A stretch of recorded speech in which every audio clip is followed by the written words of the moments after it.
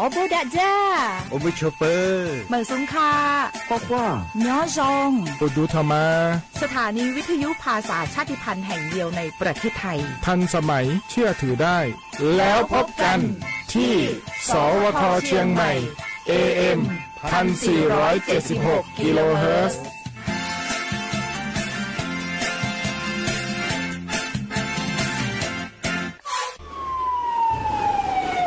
อามิตุเวเจโลกอดะเกดะวิมุหอซาติภาโอยะอดูทะขอเปียเว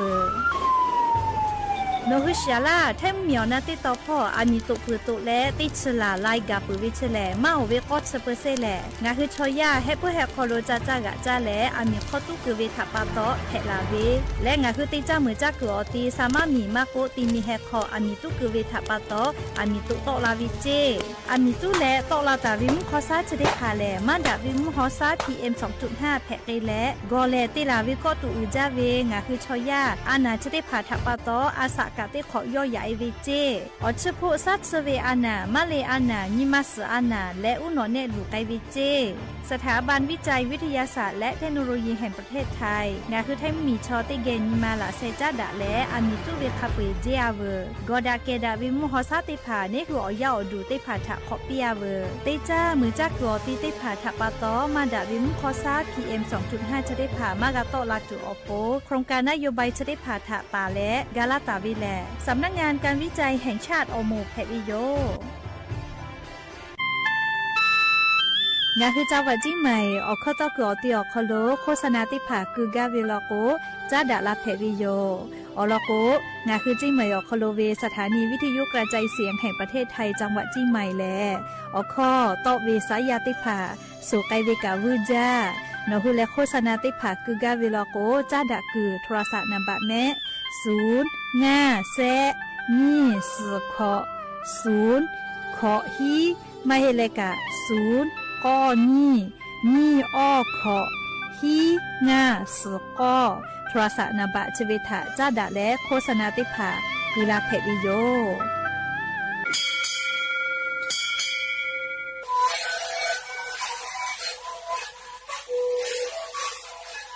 ชีวิตกูมันคือยาแก้เชื้อดีออกข้อเชื้อแล้วกูเข้าต่อตัวออกดีจังหวะที่ไหนAM มาบ้าได้ที่โอ้หาจะเกิดขึ้นเฮ้เล่นเล่นหลอกเอาพ่อเอายาแก้เชื้อได้ไหนกูและได้ชิ้นไหนเล่นเกิดไปเอายาที่ไหนที่แต่แล้วก็ไหนก็พอใจเล่นเล่นแล้วหูคอก็เชื้อดีและงานแล้วหูคอก็เชื้อสมองมาพอดูในดีโอ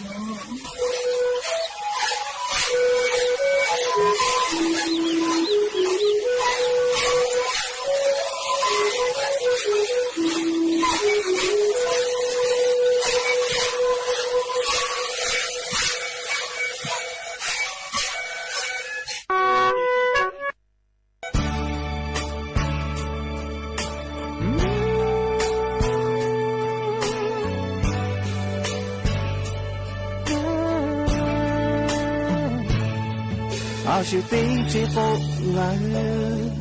ลาหูยาเบยอาดาบูจากาดาบูจาเวชโยจาเลยอาเลยอาจาโอปีเกเปจาเวเยตุเวโมเยโตปีเกเปเยเวที่มีเหตุยังกะโปเตยโปเตยาเกกาดาเอกาปาดาเลโอชอเตเดขามาเฮโทมาโดฮาฮาเลบิเชเชชิตาปุชิชูเล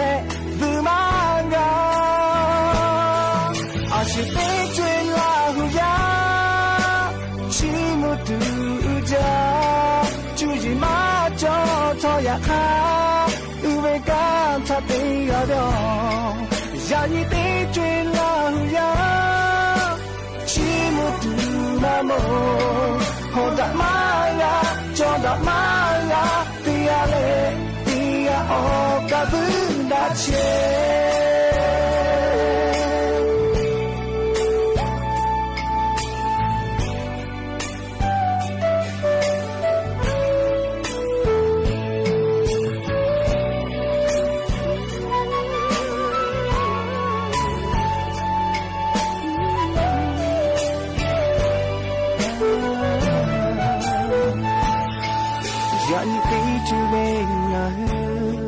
ลาหูยา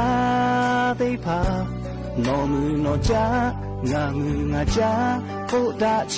เปอาชิโยอุเจโดเลจอดาโฮดามาเกาคาเขเกเลโดชาลากาดูเลน้องชีเวตาเตงาชีเวมาเตฮาเชปองกะเลฮาดาอูเวกาดาอูเวโชเพซายูตียาตาตียาเลบาเพดาเลจอดาโฮดาเลโชเพกีอาชิเปจวยลาหูยาชิมุดูจาจูจิมาจอทอยาคาอุเบกาทัตยาดอยานิเตจวยลาหูยาชิมุดูมาโมโฮดามายาจอดามายาติยาเลติยาโอกาบุดาเชอาชิเตจวยลาหูยาชิมุดูจาจูจิมาจอทอยาคาอุเบกาทัตยาดอยานิเตจวยลาหูยาชิมุดูมาโมโฮดามายาจอดามายาติยาเลติยาโอกาบุดาเช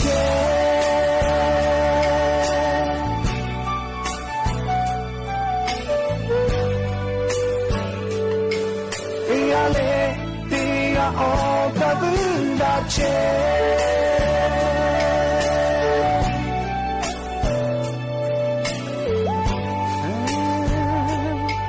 ติยาเลติยาโอกาบุดาเช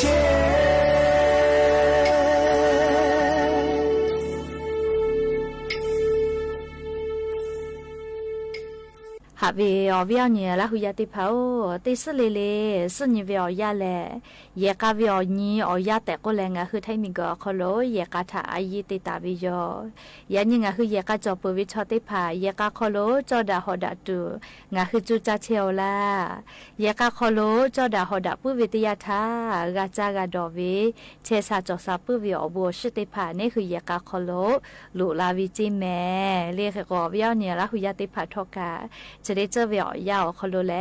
นิเวตยาธากาจากาดอวิกาเพหาจาเลพุชจาวิหาจาเมยักha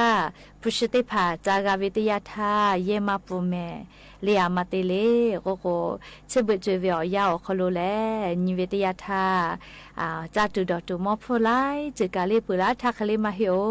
เลเขโกเพหาวิอจิออยากาวิโยเลเขโกงะคือยากาโคโลกามากาจามากาดอละโกยาดาดีดาเวโกดาตุเวเลตอคอติภากะคาเบียกาลาวิโยยากงะคือยากาจอปุวิชอติภาเลยากาทาอายิคเดเตเลยยากาทากะออยาคเดปีเลเขโกงะคือยากามาจอเฮวิชอติภาลโกกะยากาจาวิตยาทาคเดญิลุจะแมเล่งาคืออเสพาอเสมาดาวิเจตินาบาเตแต่มาเพลอเลชเบวิอจอยาวคอโลงาคืออายุอุจาวิเลนิมาดาเลติเกยกาตากาตุอโปเลยาวปายาวเอติกาตุอโปชริภาอายุอลอเมเลคืองาคือละหุยติภากายกาจาเชวิชลโกเลอเสพาอเสมาดาวิอาเกนิมาดาดอกดาวิติภาทากะจาจลอแต่ก็เลยยะญอสุญิเวอญอยาเพวิทัปตองาคือละหุยทาสตาปิลาวิโยยกงาคือละหุยติภาลโกกาเลกาจากาดอกาเวเลยกาขอกาจากาดอกาเวนะเลยกชุมุชุมิอคโลเลยกาขอตอเอเลกาติจากเวนะคือก็จะได้คือเวียเลเลเวียเนี่ยละหุยติภาสตาขอนิเวตยทาอิสลิลาอุมีกาติปอ กะติกอบอดะเชอแม่มีสุสะเชเวเรียกก็งาฮือละหุยาอิสลิลามีอคโลกาเชอะเลกันกะจะเชเวกามาจาวิโยเรียกก็งาฮือละหุยาติภากาซาตาคาเดพอหาอยู่แม่ชุพอก็ละก็หากาพอวิโยเลงาฮือไทชออิสลิลามีอคโลมือจาวาจาวิพอกะกะจาวิมาเชวิอติแลลิกรุงเทลอาวิดก็เวเลอิสราเอลมีอคโลเจติกางามือฮิก็หันชเตกาใครจอวิเจเลอะโหลมิงก็โคโลมาคืออะไรก็เลยเรียมิงก็ชอยาขามาเปียวนะมาโซเลยอยากค่ะมาลูกคือเวทปะตอเรียมิงก็ชอยาหาพอปากก็หาพอเชเวเลก็เวเลเตพาลอกก็มากะจ้ามากะดอลลาร์เวก็เวเตพาลอกเวอยากะขอหาวิชอถากะพะดักเลยแผ่บอดอหานิมาลูเชเวเลกะผู้กะขาเชเวกะมาจาวิโยค่ะเคโกทอกะมิงก็จะได้สอโคโลกอยเตกอกะเลหาดะเปดะเวอจะได้พามาลากะตัวอปมิงก็ชอยาหาเลดอซากะจากะดอกเกตัวอปจะได้พาถาเลอลอนิมอลาเลคาเดงาคือมิงก็ชอยาเตกะเลกะละจ้าละคือเยเวียเกเลตอยอซายอดะเลจีดะฮอกะตุเวชะได้พาเลอายุจาวิโยเลก็งาคือติกะเลกะเลงาคือโยตาวิกซาเกอบูกะกะลอปีเลจอดะฮอดะหาดะเปดะเลยะดะจดะเวเลบ่ดะเวละจ้าตะเลบ่ดะเวชะได้พามิงก็โคโลมากะจอตุอโปเลติกะเลกะดอนอเวอโคโลบูกะกะลอฟุปิแม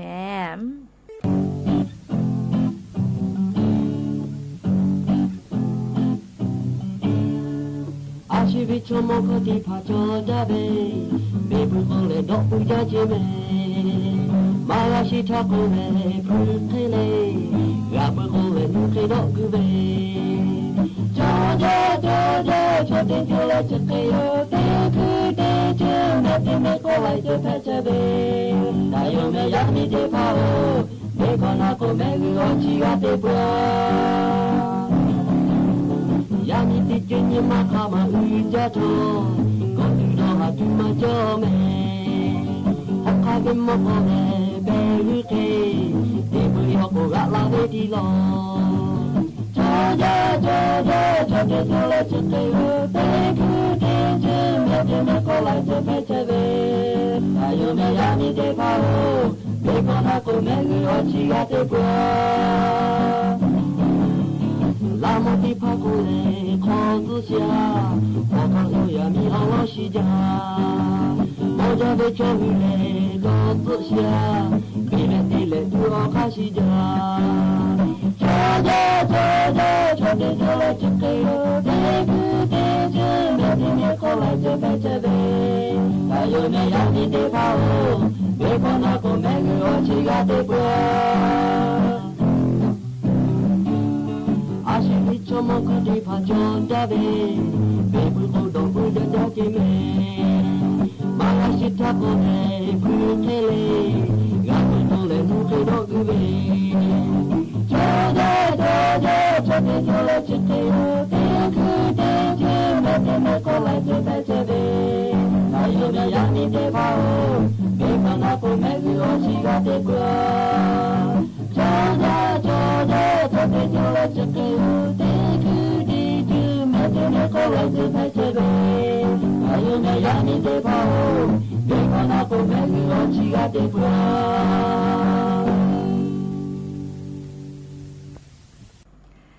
อวิเอาเนี่ยละหุยาติเผาณเฉอยิจ้าปุ้ยวิชติพาแลยาเนี่ยยาอยู่ตัวละเชเวติหมูถาตีลูติเสไกเปิดเวมาจาจิแม่จะได้เคยเลี้ยงคือไทยมิงก็คโลกายาเนี่ยยาอยู่ติผาอยิจ้าปุ้ยเวียจ้าดาเวคดีติผาติแล้วสุจิเกิดซานาอคโล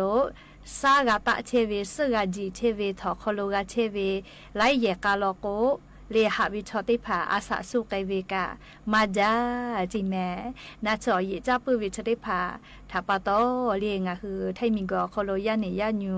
เตหาเวียโคโล10%แลลูวิสิวิถากาผู้เชวิเจอยิจ้าปุวิยามะสมาโกเลกัญชากระท่อมชติผาลียาเนดอปาติผาเจติลูไกเสไกเวมาหิเจยาคากะเยกาโคโล อปอยอวิอญิติผาทักขะไกกะดอหากะหาวิลูวิสิเว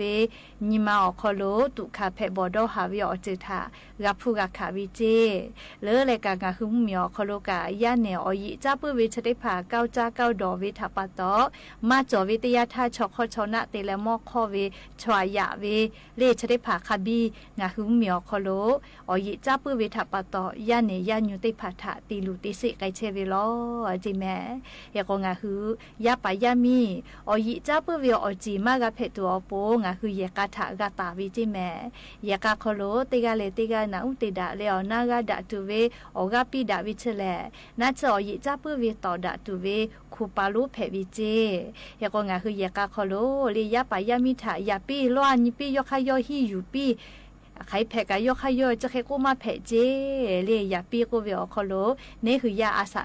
ติจุยลูกแกละกงะหัวปอยเพวิเลนิมาสอคอโลเพบอจาวิโยเลเคโกยะนิงะหือยะกะคอโลอยิจาปุวิชติภาลูลาเลเนหือยะปะยะมิติภาทะมะกะติลูเตสิไกตัวอโป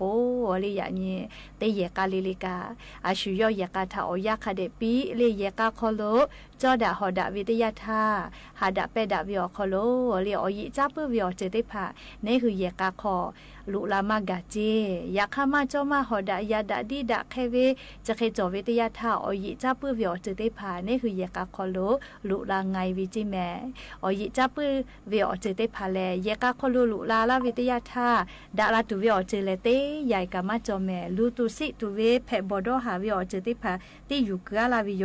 เลเคกงะฮือลาหุยะติกะลิลิกาอาชุยอยะกะทะกอยะคะเดปิเลจอดะหอดะกะตุอโปนะอุคะเดติดะเล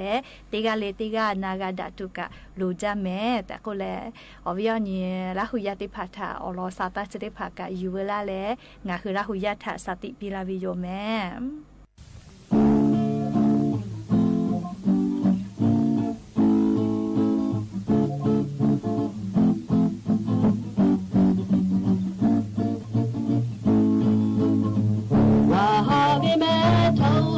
จนโอโนทาพาดาเบมาจาบุคาทาตินียาก็พูดาดินานาฮาเบเมทานาจนโอนาฮาเบเมทานาจนโอ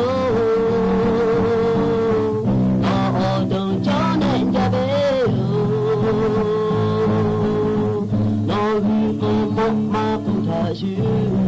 呀头，我查哈嘞不可来个嘛着，哈哩么头呀的把他哈嘞你呀啥么，的你个俺们胡个高拉的没有，俺们也搞去搞去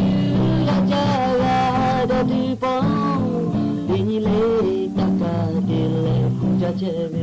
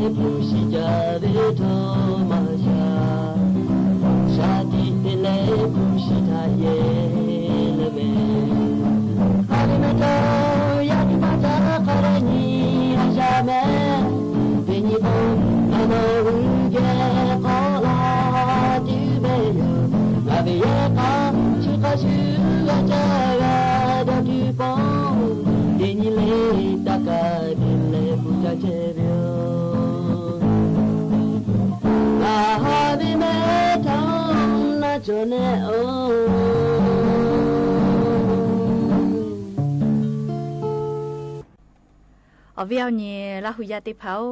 ชอยาชอนี่คือขาคิติจักว่านี่คือตัวกะอุคิแผเวโกเวโกมาเล่แค่ว่างาคืออตัวอคโลอสจะอคโลเล่อชุติผาจอเวลโกงาคืออตัวคโลนาวิอหิติผาจะเขตอลาวิจิแม่และเล่อสจะอคโลอชูจอแล้วอุโนเนจะอคโลจอลาเวลโกงาคืออตัวคโลก็ตุอุจาเวอตัวติคุบาเซเวมานอมาเทมุยและเซเวติผาอานาชติผาทะคิดดูโลจาวิเจชะดาปะตอเลมอสละอูโกเวนะเลงาฮืออสจะอคโลอชูจอแลเลอุโนเนติจะอคโลอชูจอปื้อเวลโกงาคืออตัวคโลนาเวอหิงาจือเขตอลาวิจิแม่คาเดนาเลงาคือแล้วจะเขตนาเชเวลโกมอสละอูเกโลหะจาเตแม่อลอเตคาเลเลอูกูมือวิเจเลอูกูมือเวอูกูจอเวจอลอตีมือเวเลติเชมาติกะเชกะอูกูมือวิจะเขแผวิจิแม่เฮโกงาฮือตูมือเตียกะเลอูกูมือเวออสเนเวเคเลจะเขไกวิจิแม่เลเฮโกงาฮือแล้วอตุคโลเลตูมือเตียกะอูกูมือเววีจะเขไกเวลโกแลเลเชเวกะนี่คืออุโนเนติจะอคโลอสจะอคโลอชูจอเวติผาเพเชเวทาปาตออุกูมือเวจอลอไกเวติผาอหิจะเขตอลาวิจิแม่เปื่อเลนี่ยาติยาลอโกเลอุกูนาวิเจอุกูดิเตนาเวเลปุลาเวนามุจอเวียมาชุเตเลอุกูดิเตนาเวนะเลเฮโกกานาโกดินาเวจะเขไกเวนะอุพุเวเคเลจะเขไกเวแม่เลเฮโกงาคืออูกูให้คือให้เบอร์เตเลเล่ไม่เกรนาเวกาเคลีไกวิจิกุมาเชเวกาเลียงาฮือชอกอตานาเล่อสจะติพาตาลาเชวิชอสจะอควาอชูจอวิทัปโตเล่อสติพาชอจูอูโนเนอคโลคาเดจาบอจามากาวิทัปโตเล่อสไกมาลาวิทัปโตอูกูนาเวอูกูดีนาวิจะเขไกวิจิแม่สาลือเลยกาลิมเผือลาเป้าและมเผือวิอยาวโคโลนาวิเจเลียงาคือจากาอูกูนาวินะเลียกว่างาคืออตูเลอนาวิอหิติพาจะเขจอเชวิลโกเลอสเจ้าโคโลอชูจอมาจอวิติพาชะทาเลกาจะเตอินจอวิเจเลชกาอูโนเนติจาอสเจ้าโคโลอชูจอวิทัปโตอูกูดีนาวิติพาจะเขเพตอลาวิจิแม่เปื่อเลเสยาติยาแม่สมาเจเวเจ้าก็มาเรียแม่สคาเดนกันมาเจเวเคไกวิเจเคกว่าอจอเรียตินมาโมเวเลี้ยวเคติผักกะไกปื้อวิเจแค่ก็ชุดที่กันนี่คือจอเลียติหมอวินะเลี้ยวแค่ก็ติคือก็แม่มาหมอวิจะเคติผักกะเพปื้อวิเจงาคืออตุคอโลแลแม่สแม่จะติผักคาเดนหมอมาเจดาเวไม่กะเลียชอไลกะเชียวิเคเลตุดาวิเคเลจะเคติผักตินหมอวิลกุกะจะกะติยาโยจิแม่เลี้ยงาคืออุนอเนี่ยอสเจ้าคอโลอชูจอวิทัปโตอสติผักคาเดบ่จามากะแลนาวิอหิติผักจะเคตลาวิเจเพื่อแล้วอยาติยาลิชูเวจะก็มาคือว่าละว่าชูเวเล่แพ้ก็ยกขยกกะก่อนในปื้อเวจะเคไกวิเจสาเลือเลยกะแม่ฟัวชูเวคือว่าละว่าติป้าชูเวโมคาเดชมากะอยากก็จุมากะจะเคติพาเลอหิแต่โยเจอสเจ้าคโลชูจอแลเลี้ยวหนอเนี่ยคโลสคาเดตะจามากะวิทัปโตออกาซาคือว่าละว่าญูเลชูเวติพาจะเคตอลาวิเจเพื่อเลยง่ายยาติยาละก็แลเลี้ยวหนอเนี่ยมาโตกะปื้อเจสมาธิมาจอเลฮือเวเลติเชมาติกะแกเคไกวิเจดอกะดอมากะไกเลงาหัวหนอเนี่ยติพาเลจะเคกะพูเชเวลโกเลเชเวกะอุนอเนี่ยอสเจ้าคโลอชูจอวิทัปโตนาวิอหิติพาจะเคตอลาวิเจเชเวงาจือคโลติยายาจะเพปื้อเวลโกกะมอสลาอุเกโลหาจาเตแม่อวิอเนี่ยละหุยาติเผางาฮือเล่อุนอเนี่ยอคโลอสเจ้าคโลอชูดีมากะเพตัวอปูนะเล่งาฮือจะเคติเพวิเจเล่จะเคติเวลโกอุนอเนี่ยอสเจ้าคโลอชูดีมากะเพตัวอปูกาลากาวิจิแม่อลอติยาเล่งาฮืออตูอชูติพาเล่ชะมะมะตาจาเจเนคืออตูกะตาชูจเจดาวิอชูติพาจาจิแม่เล่เปื่อกอนี่ยาติยากาเล่พ่วยเวจานอชอเวเล่หัวเวเล่ไส้กรอ ลูกชี้จะเคยได้ผ่าใจยอไก่เจเพื่ออะไรกันก็คือจ้าแถจอวิอเล่ไขมันดีโอเมก้าเล่งาสาวคอโลวิอชูนะเล่ไม่เลยกะน้ำมามากอเล่อะโวคาโดนอเสเวชูได้ผ่าจ้าเจเล่จะได้ผ่าเราก็ดับวิอชูเพวิจิแม่เพื่ออะไรเล่เตปอเล่งาคือจ้าปุขอนอเราก็จ้าก็เตปอติตามือตาเจเล่งาคือจ้าเพื่อก็กะคาเดมือไม่กะเล่ตูมืออยากก็เตผ่าจัวเจอสจ้าเกลาลาเกซาลาซาตูอโปเล่เพื่อเราก็อีกะมาช่วยดอกเจอสมากันนิ้วตูเล่สอีกะปอเปียก็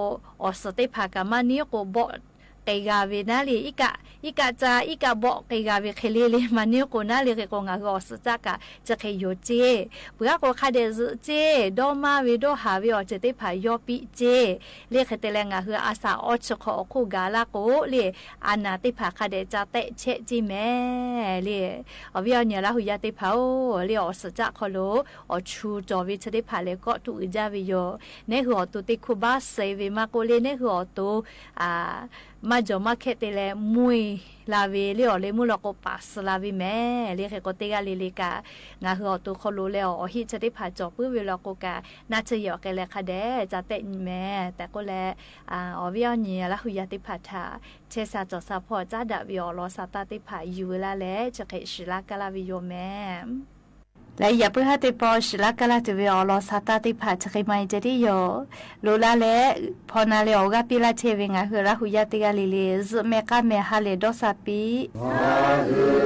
เกเกโพเลฮาเลจิมุยิชูปิลาเวคามุโกลาเลโอปาจังาวิชิตุยาลาเลมาจาเวอตุโคโยลาโยลามาดาเวทาลาเปตุโยคาสุยาโคติตุลาเวจามอโจโมมาเปเวนิมาคุโยอาเลจโรดิเชอาเลจโรนาจิมาโคดิเชโยโมงาเวเชตาเวโมตาปุกาเวตาตายาโดหาจุเวคาเปเมคายาโมตกามุโคสุตาปิมุโนสยากามุเวเคอาเลเลฮาเปเลคา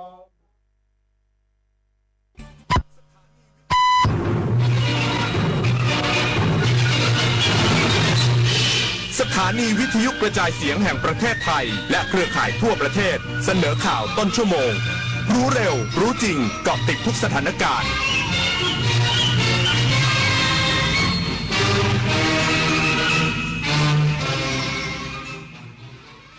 รับฟังข่าวต้นชั่วโมง 21 นาฬิกากับพิญโยรุ่งสมัยท่าอากาศยานสุวรรณภูมิรายงานวันนี้มีเที่ยวบินยกเลิกเพิ่มอีก39เที่ยวบินจากผลกระทบสถานการณ์ในตะวันออกกลางอีกสักครู่กลับมาติดตามรายละเอียดครับวัฒนธรรมไทยคือพลังที่เชื่อมอาเซียนจากรอยยิ้มอาหารดนตรีและประเพณีสู่การเรียนรู้แบ่งปันและเติบโตไปด้วยกันการท่องเที่ยวสร้างมิตรภาพศิลปะเชื่อมความเข้าใจและความหลากหลายคือหัวใจของภูมิภาคนี่คืออัตลักษณ์ร่วมที่ทำให้ไทยและอาเซียนก้าวไปข้างหน้าอย่างยั่งยืนอาเซียนสังคมเดียวกันก้าวไปด้วยกันหากทะเลพูดได้เขาคงไม่อยากได้ขยะหากสัตว์ป่าพูดได้เขาคงอยากอยู่อย่างปลอดภัยพื้นที่ป่าคือบ้านของสัตว์ป่าทะเลคือบ้านของปลาและหมู่สัตว์ทะเลโลกใบนี้ไม่ได้มีไว้ให้ใครคนใดคนหนึ่งแต่มีไว้ให้ทุกคนอยู่ร่วมกันไม่ทำร้ายไม่เบียดเบียนแล้วโลกก็จะดูแลเรากลับเช่นกันเพื่อให้เด็กอย่างพวกผมได้โตไปกับโลกที่ยังอุดมสมบูรณ์และธรรมชาติที่สวยงามนะครับแจ้งเตือนจากธนาคารบัญชีคุณมีความเสี่ยงกรุณากดลิงก์ยืนยันด่วน ระวังข้อความแจ้งเตือนจากธนาคารบอกว่าบัญชีมีความเสี่ยงถูกอายัดหรือบอกว่าคุณได้รับรางวัลอย่าเพิ่งคลิกนี่อาจเป็นฟิชชิ่งกลโกงออนไลน์หลอกให้กดลิงก์หลอกเอารหัสผ่านและเงินในบัญชีธนาคารจะไม่ขอรหัสผ่านไม่ขอข้อมูลส่วนตัวทางลิงก์จำให้ขึ้นใจรู้ทันฟิชชิ่งคิดก่อนคลิกตรวจสอบก่อนโอนจากเส้นได้สู่ผืนผ้าจากภูมิปัญญาท้องถิ่นสู่มรดกแห่งแผ่นดินสมเด็จพระนางเจ้าสิริกิติ์พระบรมราชินีนาถพระบรมราชชนนีพันปีหลวงพระมารดาแห่งผ้าไทยทรงส่งเสริมสร้างอาชีพและยกระดับผ้าไทยสู่เวทีโลกผ้าไทยจึงไม่ใช่แค่ความงดงามแต่คือความภูมิใจของคนไทยร่วมสวมใส่ผ้าไทยเติมเสน่ห์ความเป็นไทยให้คงอยู่ตลอดไปท่าอากาศยานสุวรรณภูมิรายงานวันนี้มีเที่ยวบินยกเลิกเพิ่มอีก39เที่ยวบินจากผลกระทบสถานการณ์ในตะวันออกกลางแต่ไม่มีผู้โดยสารขาออกตกค้างภายในท่าอากาศยานท่าอากาศยานสุวรรณภูมิบริษัทท่าอากาศยานไทยจำกัดมหาชนหรือ AOT รายงานข้อมูลล่าสุดวันนี้มีสายการบินที่ได้รับผลกระทบจำนวน7สายการบินได้แก่ Al-As Israel Airlines Air Arabia Emirates Qatar Airways Etihad Airways Gulf Air และคูเวตแอร์เวย์รวมยกเลิกเที่ยวบิน39เที่ยวบินแบ่งเป็นขาออก19เที่ยวบินขาเข้า20เที่ยวบินส่งผลกระทบสะสมตั้งแต่วันที่28กุมภาพันธ์ถึงวันนี้รวมทั้งสิ้น366เที่ยวบินขาออก186เที่ยวบินขาเข้า180เที่ยวบินทั้งนี้ท่าอากาศยานสุวรรณภูมิยังคงติดตามสถานการณ์อย่างใกล้ชิดและประสานความร่วมมือกับสายการบินที่ได้รับผลกระทบอย่างต่อเนื่องเพื่อให้การดูแลผู้โดยสารเป็นไปด้วยความเรียบร้อยนอกจากนี้ยังได้จัดเที่ยวบินพิเศษเพื่อนำพลเมืองที่ตกค้างอยู่ในต่างประเทศกลับสู่ประเทศต้นทาง1เที่ยวบินปัจจุบันไม่พบผู้โดยสารขาออกตกค้างภายในท่าอากาศยานเนื่องจากสายการบินมีการสื่อสารให้ข้อมูลผู้โดยสารและยังสามารถบริหารจัดการสถานการณ์ได้ดีนพศรแก้วคำรายงานอำเภอสุไหงโกลกจังหวัดนราธิวาสเปิดปฏิบัติการซ้อมแผนเผชิญเหตุผนึกกำลังฝ่ายความมั่นคงดูแลชายแดนไทยมาเลเซียนายสุปิยันแดมมะเร็งในอำเภอสุไหงโกลกมอบหมายให้นายพิมลจงรักปลัดอำเภอหัวหน้ากลุ่มงานความมั่นคงนายจรัญขุนเจริญปลัดอำเภอการป้องกันนำกำลังพลสมาชิกอสชกตมูโนบูรณาการร่วม3ฝ่ายปกครองทหารและตชดมูโนจุดเฝ้าตรวจชายแดนที่4412ร้อยตชด447จัดการซักซ้อมแผนเผชิญเหตุในช่วงเดือนรอมฎอนในพื้นที่ตำบลมูโนอำเภอสุไหงโกลกจังหวัดนราธิวาสนายสุปิยันแดมมะเร็งในอำเภอสุไหงโกลกกล่าวว่าการเปิดปฏิบัติการซักซ้อมแผนในครั้งนี้เป็นการรวมกำลังของหน่วยงานหลักที่ดูแลความสงบเรียบร้อยบริเวณชายแดนไทยมาเลเซียโดยเป็นการจำลองเหตุความไม่สงบในพื้นที่เพื่อให้เจ้าหน้าที่ผู้ปฏิบัติงานเกิดความตื่นตัวรู้และเข้าใจในบทบาทหน้าที่ของตนสามารถทำงานได้อย่างเป็นระบบตามขั้นตอนที่ถูกต้องประสานการทำงานระหว่างหน่วยงานได้อย่างไร้รอยต่อเสริมประสิทธิภาพในการป้องกันรักษาความปลอดภัยให้กับพื้นที่ช่วงเดือนรอมฎอนอันศักดิ์สิทธิ์ของพี่น้องชาวมุสลิมและยังช่วยสร้างความอบอุ่นใจให้กับประชาชนได้เป็นอย่างดีวิรพัฒน์เพชรสุดสวท.สุไหงโกลกจังหวัดนราธิวาสรายงานทีมตำบลแม่นาจรอำเภอแม่แจ่มจังหวัดเชียงใหม่ลงพื้นที่ประชาสัมพันธ์แนวทางการดูแลสุขภาพในช่วงที่ค่าฝุ่นเกินมาตรฐานพร้อมแจกหน้ากาก N95 ดูแลกลุ่มเปราะบางนายกิตติพงษ์ทิวงศ์ปลัดอำเภอประจำตำบลแม่นาจรนำทีมตำบลแม่นาจรร่วมกับเจ้าหน้าที่องค์การบริหารส่วนตำบลแม่นาจรเจ้าหน้าที่หน่วยป้องกันรักษาป่าที่ชม17ศพวากและเจ้าหน้าที่โรงพยาบาลส่งเสริมสุขภาพตำบลแม่นาจรลงพื้นที่แจกหน้ากาก N95 ให้กับกลุ่มเปราะบางในพื้นที่ภายหลังจากช่วงเช้าเจ้าหน้าที่ตรวจวัดค่าคุณภาพอากาศพบว่าฝุ่นละอองขนาดเล็ก PM 2.5 อยู่ที่ 43.2 ไมโครกรัมต่อลูกบาศก์เมตรอยู่ในระดับสีส้มซึ่งเริ่มส่งผลกระทบต่อสุขภาพทีมตำบลแม่นาจรยังได้ลงพื้นที่ไปยังบ้านศพวากหมู่ที่7ตำบลแม่นาจรเพื่อแจกหน้ากากอนามัยชนิด N95 ให้กับผู้สูงอายุผู้ป่วยติดเตียงรวมถึงประชาสัมพันธ์แนวทางการดูแลรักษาสุขภาพในช่วงที่ค่าฝุ่นเกินมาตรฐานพร้อมมอบหน้ากากอนามัยให้กับครูและนักเรียนโรงเรียนบ้านศพวากพร้อมทั้งได้ตรวจเยี่ยมห้องปลอดฝุ่นของศูนย์พัฒนาเด็กเล็กบ้านแม่นาจรหมู่ที่5ตำบลแม่นาจรพร้อมมอบหน้ากาก N95 ให้กับครูและนักเรียนไว้ใช้ในกรณีที่ต้องทำกิจกรรมนอกอาคารในช่วงที่ค่าคุณภาพอากาศสูงทั้งนี้กำนันผู้ใหญ่บ้านและอาสาสมัครสาธารณ ณสุขประจำหมู่บ้านหรืออสม.ได้ติดตามสถานการณ์ค่าคุณภาพอากาศอย่างใกล้ชิดและดูแลกลุ่มเปราะบางในพื้นที่หากค่าฝุ่นละอองเกินมาตรฐานเพื่อป้องกันผลกระทบต่อสุขภาพของประชาชนต่อไปคมสันต์คำวงทีมข่าวสวท.เชียงใหม่รายงานจบข่าวพิญโยรุ่งสมัยอ่านรับฟังข่าวครั้งต่อไปเวลา 22:00 น.ติดตามข่าวที่นำเสนอไปแล้วได้ที่ www.thainews.prd.go.th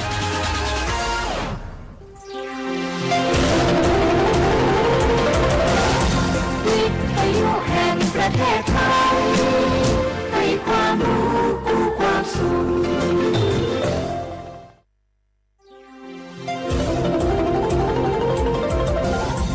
วิทยุแห่งประเทศไทยให้ความรู้กู้ความสุข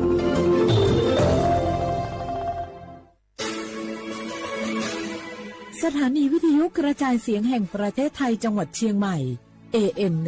1476 กิโลเฮิรตซ์สถานีวิทยุภาคภาษาชาติพันธุ์แห่งเดียวในประเทศไทย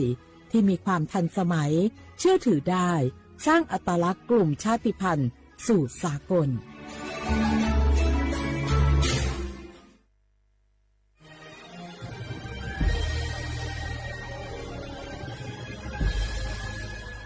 เกิดเป็นคนไทยเติบโตบนผืนแผ่นดินไทยจงภูมิใจในความเป็นไทยชาติไทยเรานั้นนับเป็นชาติที่มีความเป็นมาเก่าแก่ยาวนานเรามีภาษาวัฒนธรรมและมีสิ่งต่างๆที่เป็นเอกลักษณ์ให้เราได้ภาคภูมิใจในความเป็นคนไทยเราควรเห็นคุณค่าและมีความรักชาติหวงแหนแผ่นดินอันเป็นมรดกของบรรพชนร่วมภาคภูมิใจในความเป็นไทย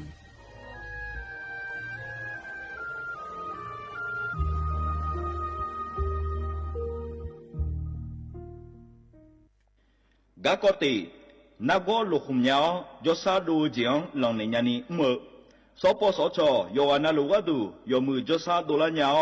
นักโกลุคุมยาวอุตาจอซาดูเจียงหลังในญาณีรัวแม่ซาพิโลเดอฮอฟูเจอเดอกะดูเฮลวยยาแม่ซาพิโอปดัวมาเมื่อเจ็บกี่ละยังอะลาและอันตราซาวน์ในชอเชอร์ไอโอดินจอซาดูนีหลังเนอแม่HIV อามังเนจังมาบิญอยกะดูยากาบิโอขะแม่สุดอังเชฮอชีโชอุตาลาซาแม่สิญญาเจมอนาสปสชติซุ่มจำยอสปสชเขต1เชียงใหม่นากาจำยองาซุ่มญีเยงาซุ่มงปะโยดามอเดนากาตีโกจำยอนึมานากอนาลูเดนากาติซุ่มญีซุ่มโยกานาลูกะดูเมเด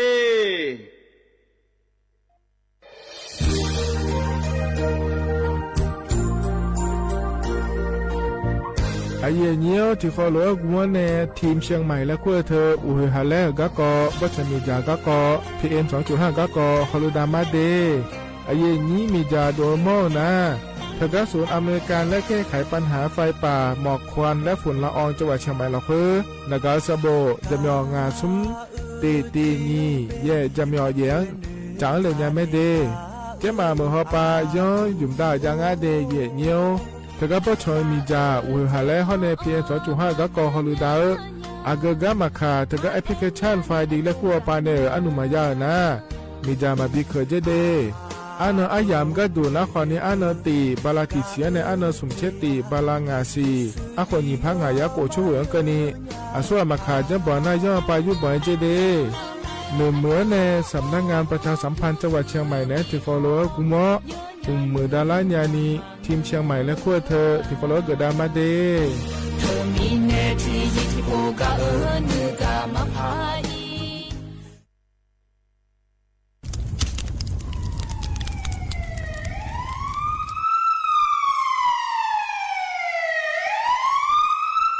สิงามาโลอัดเดือไทยมีขอในหลักตาหอปามีจายโคนาลูเปื้อบ่ชอที่ยับยุ่มแลก็แงกวยเชบยุ่มกะนี่มีอันนี้นะช่อหาในอาหุมโปยามุงเอาอย่าเผลอในอดัวบ่เขอในโอเยหุมามีจาเขอมีในอูเฮหาและ PM 2.5 เธออัดเดือช่อหายายีที่โคยุ่มเลงาเจเด สาปอนาลามาเลนเปียลานือมานาก็เปียลาเนอุดุมอินุมขอเดลางาเจอเดือไทยช่อหายกานาลูกุมเนมิดาทาเคเดมือละเนสายเหมืออเดือยาอุปายมังบีแดญญาภาเถกาโครงการจัดทำนโยบายการเปลี่ยนแปลงการใช้ประโยชน์ที่ดินเพื่อบริหารจัดการ PM 2.5 และขั้วปาแหนที่ฟอลโลเวอร์กุมเนเนื้อเหมือเนสำนักงานการวิจัยแห่งชาติพปาแนจากการงาเด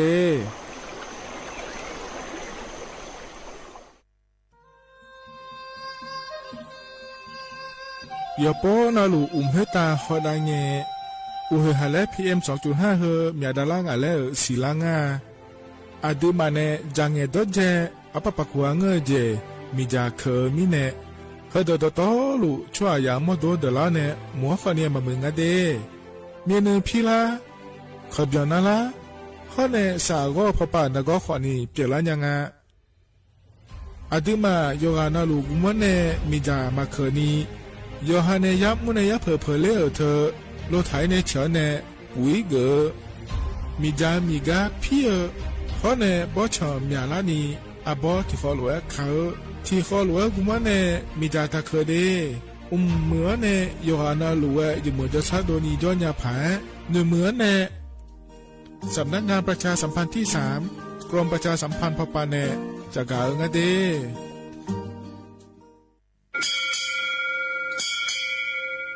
ออเบดจ้าโอเบชเปอร์เหมยสุงคาปอกว่าเนื้อจงปดูธรรมาสถานีวิทยุภาษาชาติพันธุ์แห่งเดียวในประเทศไทยทันสมัยเชื่อถือได้แล้วพบกันที่สวทเชียงใหม่ AM 1476 กิโลเฮิรตซ์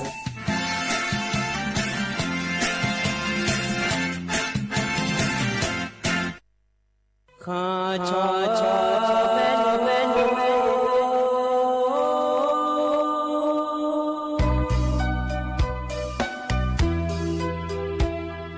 在你找不灵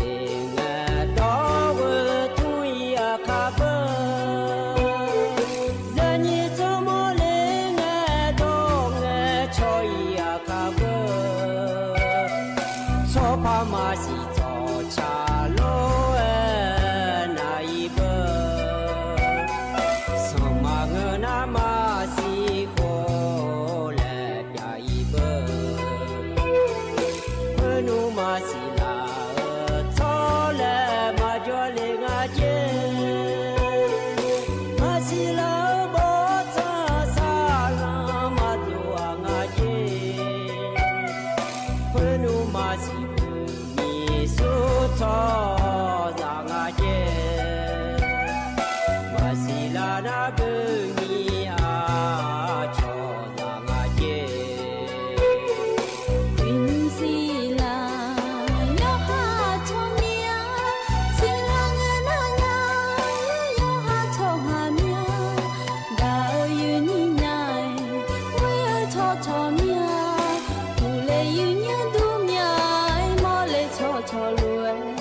阿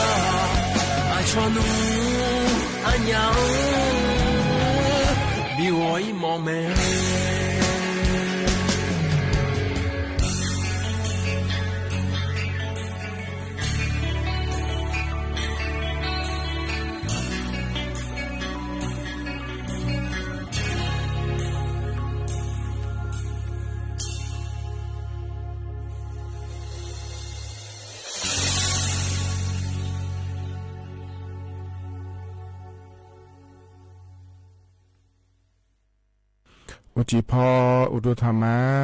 เย็นอีโยอานาลุเนเย็นโยอินานาจอนงานกะละแมเดเย็นโยเดที่มิเนยุมจีนางานเนอายุเชมือเนที่ขอรู้จอดามาเย็นเนี่ยล้อเย็นนี้โยอานาลุอินานาวันหายาหนาดูเย็นเนี่ยล้อที่มิเนซาเลจอดาดูอินานาเดเย็นโยเดเห็นยุมจีล้องานเนอายุเชมือเนซาเลที่ขอจะดามาเดยเนียวนาลีเวลาเนี่ยเชลังกันนี่รอเยเนียวกาเมียวมูตัวชเมียวจะแม่เอกเนี่ยมารอเลยนี่กาเยนี่เนี่ยกาลัวหนาขอนี่เมียวมูดูนารอสวทเชียงใหม่และเดยเนียวเดยเนียวจอนาลูนาหาลานานัวชิญญาดูเยเนียขอนี่เถียนายสื่อและนาหาลานาขอนี่ให้กันเนี่ยดัวเลยและนาขอนี่ชิญญาพา จะกาดันเลเดยเนียวเดเฮกาเยนี่สถานนะหายากระตูนะขอเนี่ยมาข้อเปิดนะ AM ที่พักยา4เชโกกิโลเฮิรตซ์พอปานในข้อในเฟบรุปานในนะหายากระตูนะสวทจุดเชียงใหม่ AM 1476กิโลเฮิรตซ์แล้วถ้าก็จะพอในนะหายาแม่เดยเนียวเดที่คนเราจะได้มาเยเนียวเฮกายุ่งจริงกันในแหลมเถอะก็เกาะนะเราเยเนียวเฮกาเจริญเงี้ยรอถ้าก็เกาะต่อหอบปะชมยังสหอบปะอยากจะกะกะดูเลยแม่เดยเนี่ยเดี๋ยวที่ก้ามองพัดเจริญแม่เนี่ยงายากะเบียงละก็ละแม่เนี่ยที่มีในเฮกาแล้วนะแม่หัวปะเราถ้าก็เกาะต่อปะในชมยังจะดูเลยนะแม่หัวปะน่ะเจพัดจันดาพัดยางะเรารัฐบาลช่วยเกิดเลยเนี่ยเล่นยาพายงะแล้วก็ขนมงานจะกะดานในบิสิบิกามาเดที่มีในช่องเทนนะหันยาแม่เขาในแต่มังเงอรอเยเนี่ยเดียวอาคาก็รอเยเนี่ยเบียวเลยนะหัดาพายวันนั้นอันนั้นชาลาหลวงขนมรอพอในปีนะหัดามาเดที่คนเราจะได้มาเยเนี่ยเขากันนะเยเนี่ยอันนั้นจะแม่จะกะดานมาเดเยเนี่ยเดนิ้วจีก็เยเนี่ยทอนเจอเดียขาอันนั้นนะเซที่นั่นชาลางาเยเนี่ยรอบาลาสินะซุ่มสีอาโคน้ำมันที่โคง่ายเยียวไทยอันนั้นอินาวันอาทิตย์อันนั้นอันนั้นแย่บาลาฮสีนามีนาคมล้ออาโคน้ำยิพังอายาโกช่วยเดเยียวเดขณะโคตัวละตัวเยียนี่ถอนเจอนิ่มจีอายามาละคุยเยียวก็งานนี้ก็เลยทำให้จักรในมีนาล้อแต่ชาติบิมแล้วพนาหาดามาเดของล้อแล้วอายุฟ้ามณฑการและควรในชาติชาติที่เขาเลยนะหาเบียดามา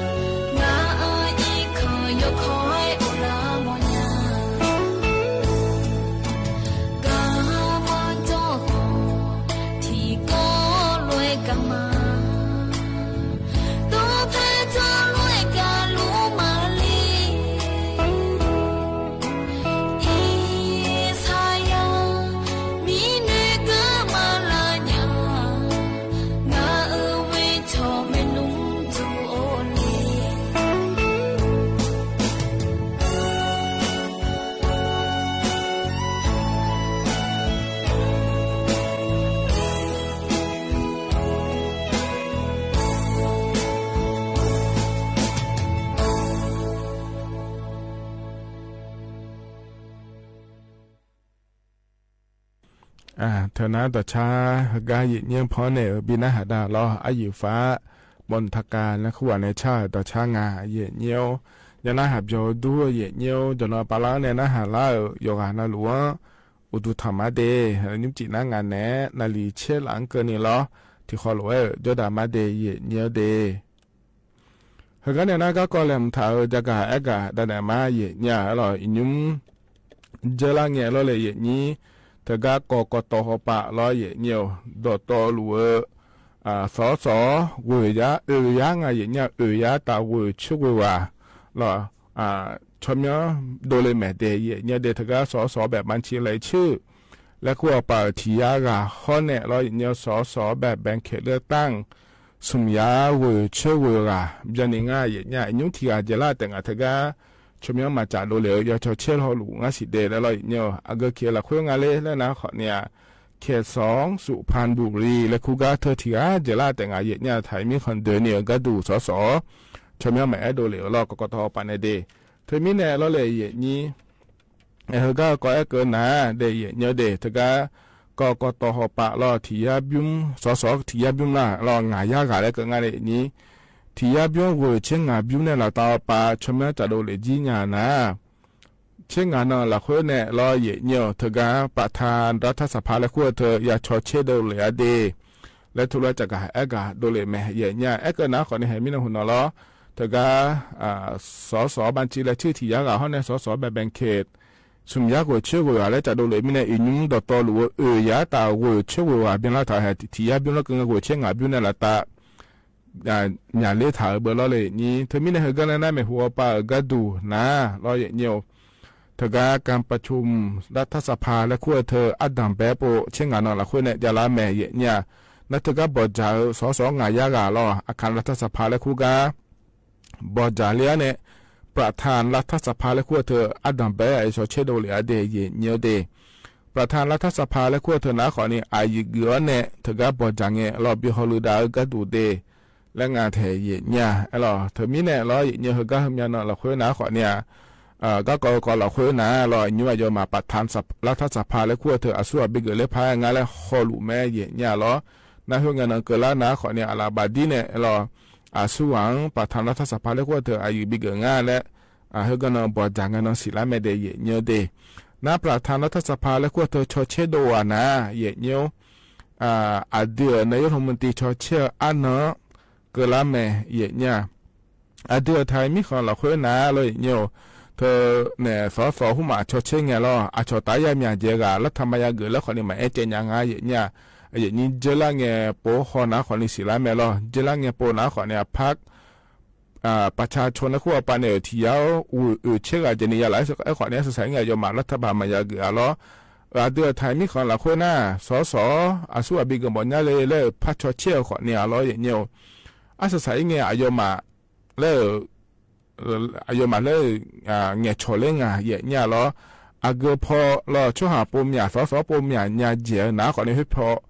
รัฐบาลจะเกิดเลยเนี่ยนะเจล่าเดินนะเบอร์ฝ่ายค้านและขั้วเทียเกิดกันเนี่ยรัฐบาลปากก็ดูนะคนนี้เดือดไทยมีคนคือลามาลานี่ชมมีคนนี้เทมิญานี่รอเนี่ยก็อยากมุ่งเลี้ย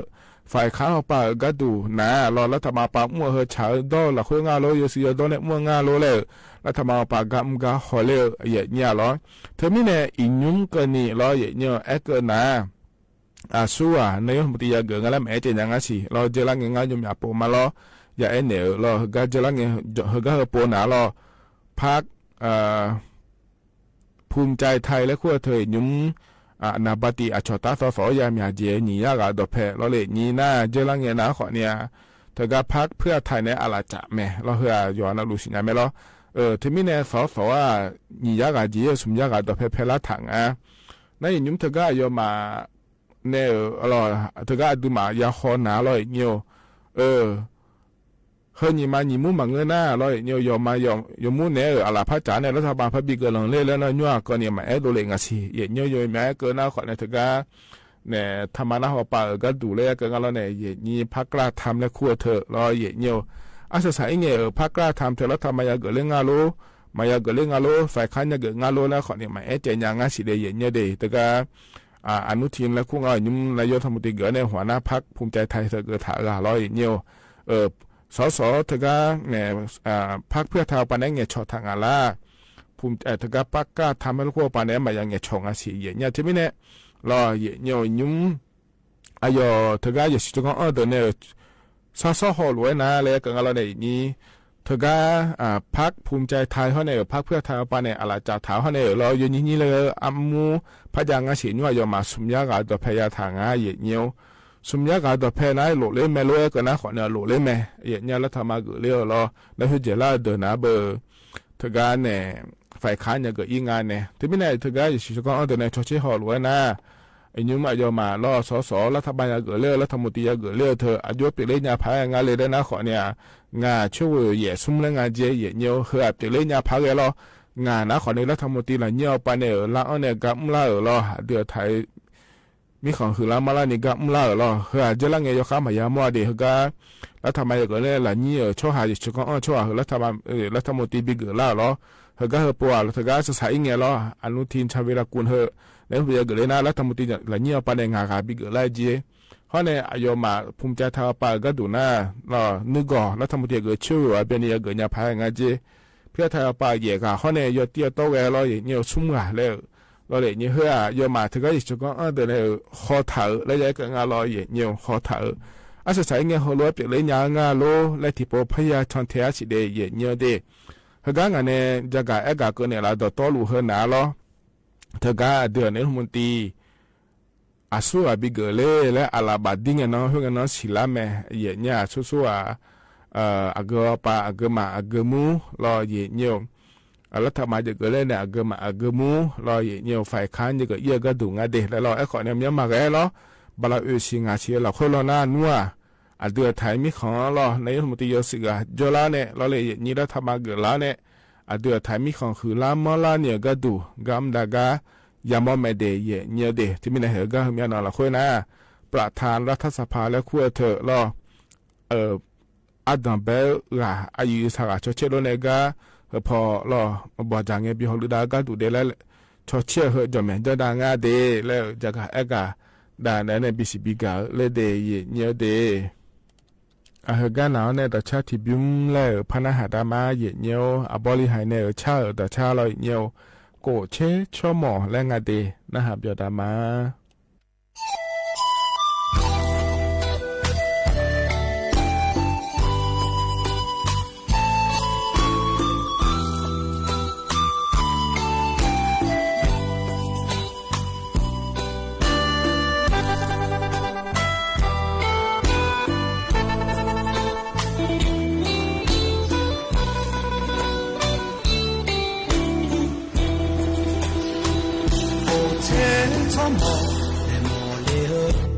你表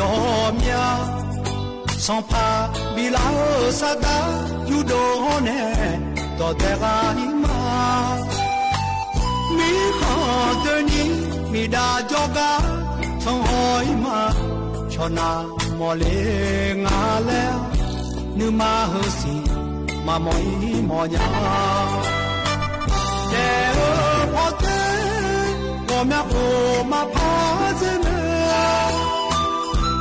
แค่แต่อย่าได้ขอนี้อย่าใจได้มาอย่าตามมาชา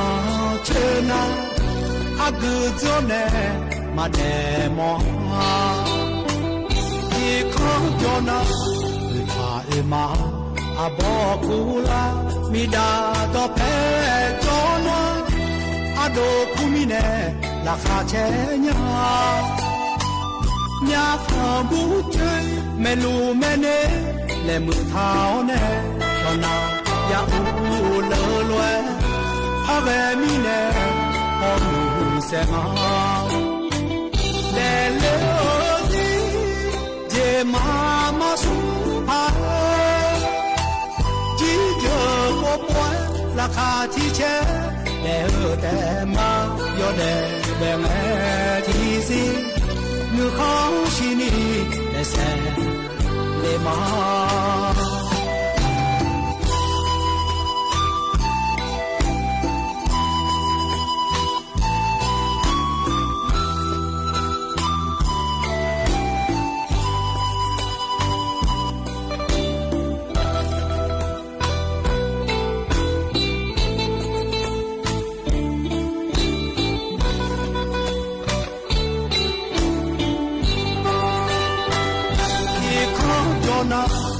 พามา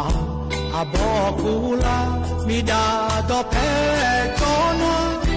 อาโดคุมิเนราคาเชญายาขบูเจเมลูเมเนและมือเท้าเนตอนนาอยากอูเลอลวยพาเวมีเนพอมือเสมาเดเลโอซีเจมามาสุพาจีเจอโอปวยราคาที่เชเนเอแต่มาโยเดเดงเอที่ซี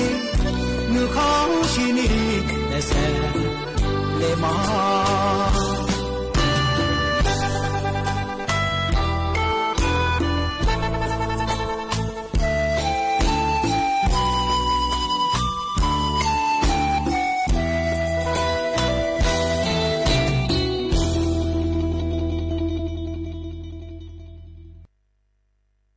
ธนาบริหารในชาต่อชาเย่เนื้อหาเบียดูเย่เนื้อโกเชชโมและงานเดเย่เนื้อเดเย่เนื้ออินาจนงานกลาหลวยล้อเย่เนื้อซาเล่วานายนาอันกลาหลวยดอกเบียเล่บินาหาดานยาเดเย่เนื้อเดยิ้มเจียกับและหมทานในพองบินาหาดาขนาขอเนี่ยอโดอาเจโลและคู่กันเนี่ยจะอังถ่ายดอกงาเย่เนื้อล้อที่คอหลวยนะฮะเบียดามาเย่เนื้อกาหูล่ะทุกแม่ผู้ที่ผู้ยังอาจีอายุเนี่ยจีอายุต่อเนี่ยมีกูส่งกูเบียงละนะสิญญาลุงอ่ะล่ะอายุเนี่ยอาบุอ่ะล่ะยาจุเลงอ่ะจียาจุเลนะชิจอสอจอเลงอ่ะล่ะชิจอสอจอเลนะโอ้และไอ้อาจีมาเพียงอ๋ออยู่ละอยู่อาจีอ่ะเนี่ยเมียอ่ะล่ะมาเพียงและ有你头不要了，有你头没做那好，苗苗蒙着苗了了，也苗啊，这呀这，啊这样那也苗都没留缺，留呢，到对你不灵啊呢，到对你不了呢，有几不进，那有灵啊咯，有几不进那有灵呐，我们漂了啊这，这个没做了了，这没种啊了啊这，那么个伢妹了。อายุอย่าปุ่มแม่และไอ้ยาเจยาวนี้ทำจนน่าหอมมันมองจะยาบุล้อและมันก็หอนยาปุยอ่อล้อและมือที่หอนยาปุยอ่อล้อและไอ้ยาเจมีอะไรเพราะน่ะคนนั้นน่ะอุกายอุจิจีน่ะยาอุจิจีน่ะอยู่น่ะมีสนอเดียบยังเหรอเดียบละน่ะเดี๋ยวว่าก็จะตัดดินเดียวว่าปุเล่งอ่ะเนี่ยฉันน่ะปุเล่งไม่ยานี่น่ะปุเล่งไม่ยาไม่ยามีนะอุจิจีนะอุเลี้ยงอะไรเขาอุเลี้ยงนะและก็พูดความจริงแล้วหนึ่งดุนยาลีและมาเผาและยาจีเจ้าเหรอดัตตาพอปูน้ำยาหน้าหัวเนี่ยมือพอปุยล้อและดุนีและยาจีนะนี่สอบเด็กละนะเจ้าทัวเนี่ยมือพอปุยยาจีมือพอที่เดียวว่าปุยนะปูปัวกำปุยเนี่ยแล้วพออีว่าจีแล้วอีว่าเนี่ยปุยอะไรนะแล้วอีว่าเดียวกันนะปูนะโอ้แล้วจีบ่ดีบ่นี่โอ้ละจีรู้ช่องเลยละจีหมดยาแล้วจีหมดยาเร็วบ่แล้วจีเลยว่ะจีหมดยาเนี่ยแล้วนะอย่างนี้ทำกับหมดยาเลยแล้วจีแล้วจีแล้วช่วงนี้จะดูแลจีรอบ่น้องไอ้ตอนน้ามาลาเนียวแล้วอย่างนี้น้ามาแล้วอย่างนี้น้าไม่มาลาชมาแล้วอย่างนี้เพราะน้าที่ก็รู้ว่าอุดาเลียวละ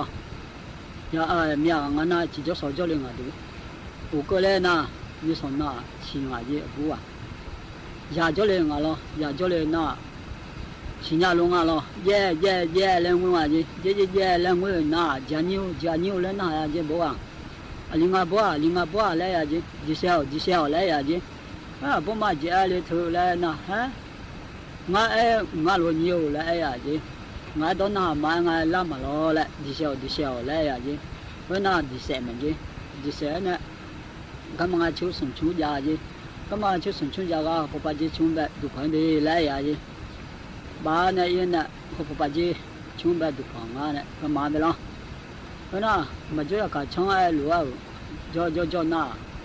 อย่าปัจเจเลยอ่ะจี ยาพระเจเลนะโจนะยอยาชานะชียาเยชีนะชิญาลุงอะลอเย่แล้วงวยงอาจารย์นิ้วแล้วยาเจบัวน่าลิงบัวแล้วยาเจดิเซลแล้วยาเจบ่มาเจละเลยเธอละไอ้ยาเจจ้ากันฮะงาเลยอุนีละคนเนี่ยปะเนี่ยงาโดนหามางาละมาลอละไอ้ยาเจคนน่ะมากะญาแบบ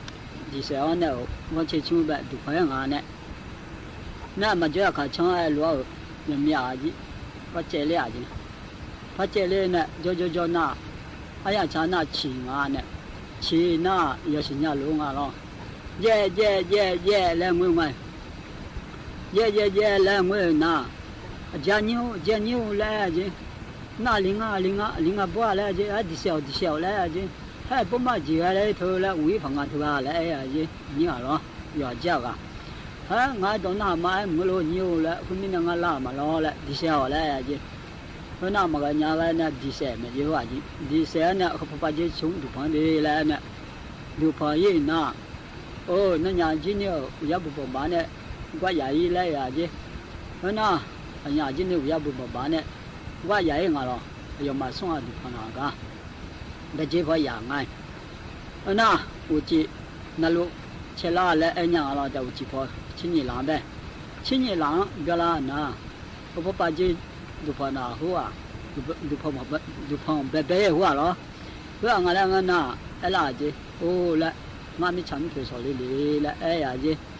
น่ะงานจริงมาเลยละไอ้ยาจีงานเชื่อจีน่ะพอปะจีอ่ะจีเนี่ยงานจริงมาเลยละไอ้ยาจีน่ะเบียร์น่ะเข้าเลี้ยงอ่ะล่ะเข้าเลี้ยงน่ะบ่ว่าน่ะหาจี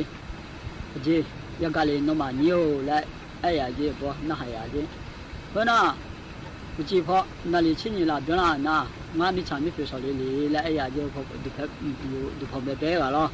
งานจริงมาลูและส่งอ่ะลูตัวไอ้ยาจีเพราะไม่น่ะยาตรงนั้นจีงอ่ะล่ะและยาจีบ่ว่าเพราะไม่น่ะยาสิญาจีโรช่วยเด็ดๆยอหายาเดเลวก็ว่ามาขารอสวามาขาแม่ชีแม่ชูน่าหอน่ะพระมีเยอะก็แล้วทั้งนั้นมันจะแม่ละอาจารย์ยาสิญาจียอนั่นล่ะที่ชาวตาเด็ดๆดูยอนั่นสับอยู่ไอ้หมองอ่ะล่ะเพราะน่ะมันจะอยากช่องและไอ้ลัวโจน่ะอย่าปะเจเนี่ยอายอยาชาน่ะชีอ่ะชีน่ะเย่แล้วงวยจีจานิ้วและไอ้ยาน่ะยาจีบ่ล่ะเพราะน่ะบุ้งหาบ่บุและยาจีเพราะน่ะชิชัวและยาจีคุมาละสาวและอยู่เมื่อละสาดิบุบุแม่และไอ้ยาจีบ่อ่ะล่ะเพราะน่ะบุจ่อเลยน่ะอายอหาจีเนี่ยบ่จีเนี่ยยานี่ตอก็เนี่ยละสางอ่ะล่ะละสาน่ะบุว่าหาคือละลัวถินอสาถินอบัวคือละลัวโตยาลาเนี่ยเฮ้ยน่ะบัวจีจอเนี่ยบัวจีนี่จอเนี่ยบัวจีถินอสาถินอคือละน่ะอายอหาจีนี่อายอหามาโดอยู่หาละสาญาละญาจอญาละดูญาละละสาญาละน่ะโอ้ละยาเจ้าบัวโยละบุ้งอะไรเงี้ยน่ะยอหามาดูยอหาละสัญญาละยาจญาละยอเต้าจญาละงาละบัวมาดีละยาเจ้ที่จะทำฟ้าลองาละบุตรบัวละยาเจ้เอาอันนี้สักแก่กุหลาบทั้งนั้นหรอบัวกุหลาบละยาเจ้โอ้เนียวละยาเจ้กุหลาบมังดีบัวดีละยาเจ้เพราะน่ะบัวคือละยอกุหลาบย้อนสาวอายาเราฉลาดนะย้อนสาวแล้วนักข้างานเนี่ยอายานป้างาล่ะเพราะน่ะอายานเฮนป้าน่ะผู้สอนจะสอนล่ะหากากะจ่อเด้ออายุนี้เด้ออยู่น่ะรู้ว่าเนี่ยคู่งาล่ะนเดนี่สอนดีแล้วนป้าไงนป้าเฮนก็ล่ะน่ะอยู่ว่าน่าละอุ่นเนี่ยอยู่เสมันนี่เสจีอาเสจาดออุระดวามุหาเนี่ยอยู่ว่าน่ะละอุ่นละจีน่ะจางอ่ะล่ะใส่จีบาดอกไงเพราะนั่นน่ะบุมีป้าฉลาอายาน่ะฉลาเนี่ยว่านั่นละอุ่นน่ะอยู่นี่เด้อน่ะลูกเพราะน่ะใส่จีบาดอกตัวกลัวจะเบียวเนี่ยล่ะ บ่ที่บ่ลาจีบ่เขาแม่ญาณิโอละงาจิบิจันละและสลาจีเพราะน่ะยูสองอ่ะเจดูเนี่ยอลีว่าเนาะบิจาละอจิวะเลยสะจาเลยละงะมะจะเบียวตัวเบียวจิเชบากะใส่ยะจัวมูอันเนี่ยจ่อจิซาเลยเนาะละเนาะสัวเลยละเขาอุจิชื่อละยาจีอาชิตาบิจาเลยอุนี่ละงาเขาแม่ญาเลยเขาแม่ญาเลยละยาจียมะแม่ญาละ我们那比较了，从那边就来那是在那来，我们去瞧来呀，你个咯，你说你个，那不来就问啊的来，我问嘛来，那问呀的，那红个呢，就表那咯，不接那，红个呢也不接那，那到那，那啥天喏，啥嘢呢？哎呦，这个话好多ภาษาตัวไหนดิตัวนี้นะช่วยอย่างซาจานะอย่าไปจ่ายบิดอาจีดูอย่าชดเนี่ยจีไม่เอากันเนี่ยจีลูกอันนั้นรู้อย่าสิเนี่ยจีผมไม่ชอบแต่อดีตหาจงนุกะเดี๋ยวเนี่ย咯มาซาจาดอนเนี่ยอยู่หานุกะจะช่วยเนี่ยมีเนี่ยป้าจ้ะสู้อาก็อย่าบิดอย่าบิดจ้ะบิดยังไงอย่าเที่ยวไงอย่าไว้ถ้าถือว่าเอาใส่กาจีดูผมไม่ชอบแต่เดี๋ยวเนี่ย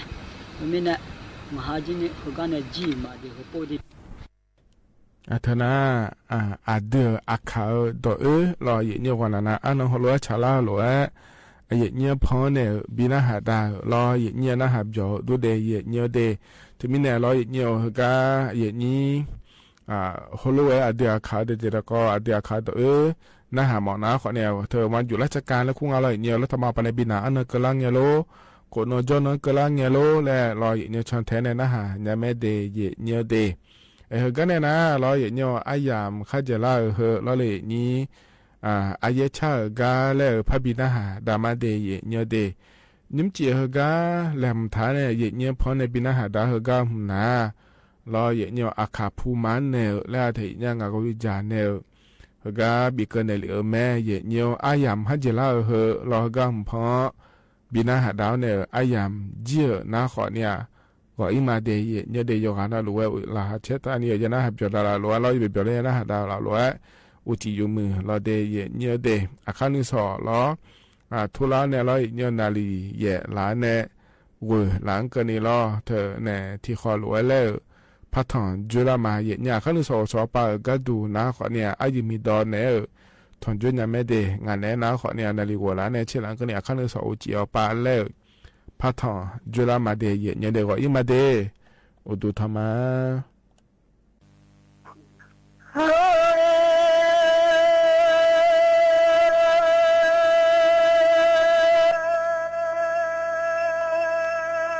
ไม่มาพูดกับบ้า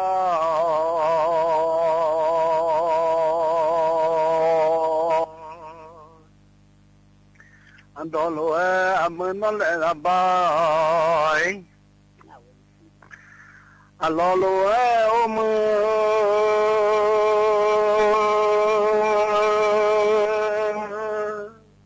在你这叫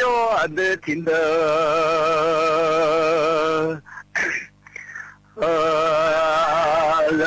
的让我看到的满个人弄的的手机呢满个来满门哦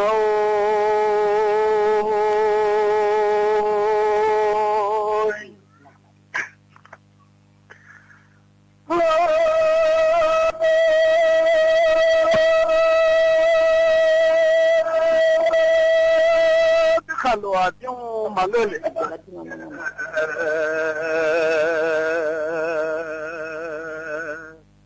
那个看到就满个妈妈是个日切和妈妈哦妈妈是个日切和sama mama sinaduga lunga thoma masindo da uwe mojale tuete maloni o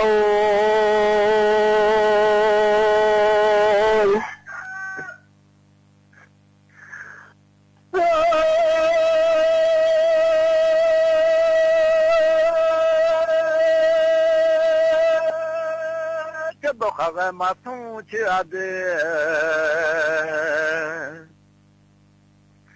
จนตัวข้าก็มาทุ่งเชื่อเนี่ยเยลุที่ท่าเดนี่มาบอกเชื่อมือ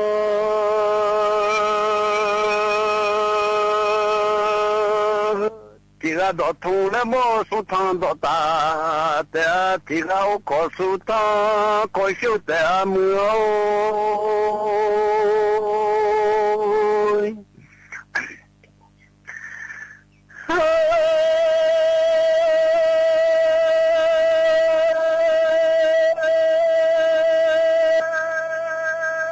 มีน้องทุ่งละบ้า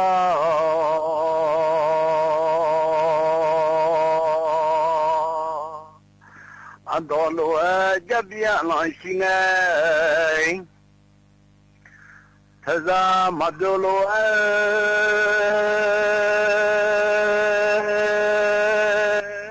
สัพพะกันสินะจ๊ะ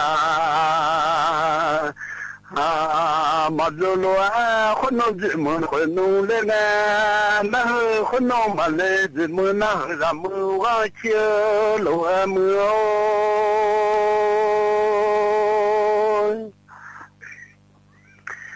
พี่มือคนนู้นเลยนะ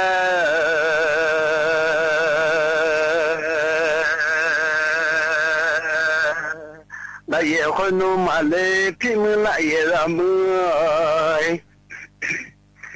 牛王家，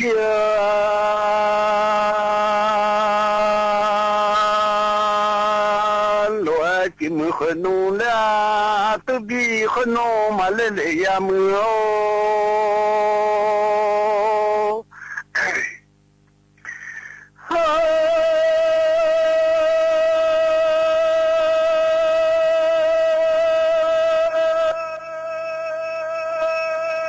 马上抬了鸟，咱们那个街，路还没会弄的那八个，会弄嘛嘞还没八个，咱们那个街路的。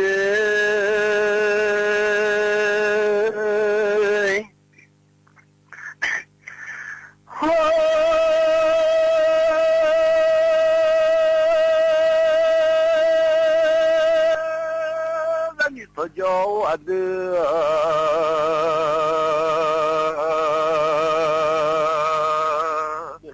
今天让马还别送啊，人马家里呀，马西别送啊来，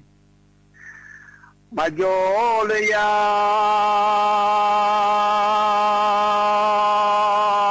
这叫我的听得马莫西啊，一切好爱慕哦。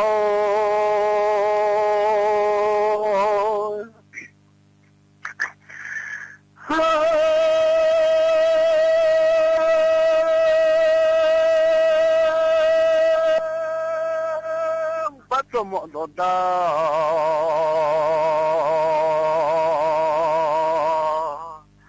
阿扎罗啊，卡木汤耶罗啊，就啊，得木罗考也是忙哎，那个呀，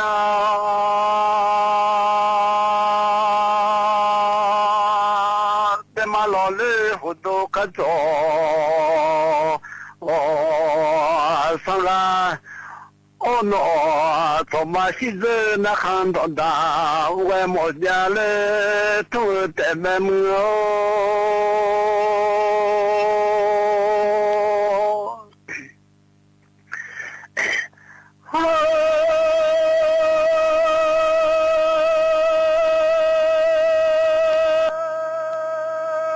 这个你讨厌。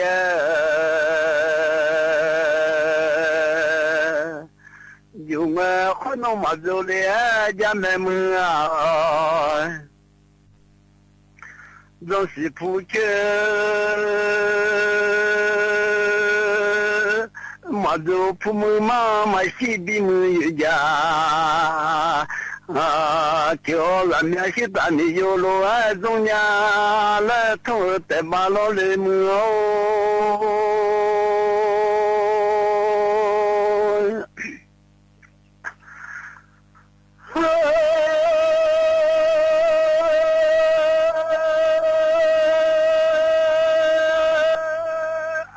บอสโช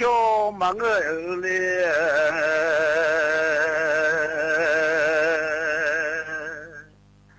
น้ำมาบอสโชมังเออิจิมาเยเลลกก็สอมังเอเลมา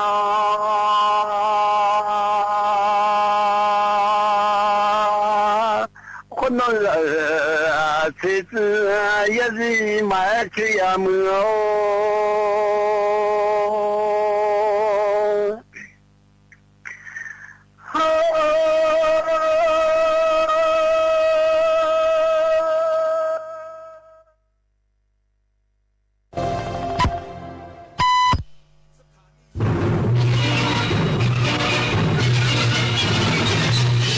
สถานีวิทยุกระจายเสียงแห่งประเทศไทยและเครือข่ายทั่วประเทศเสนอข่าวต้นชั่วโมง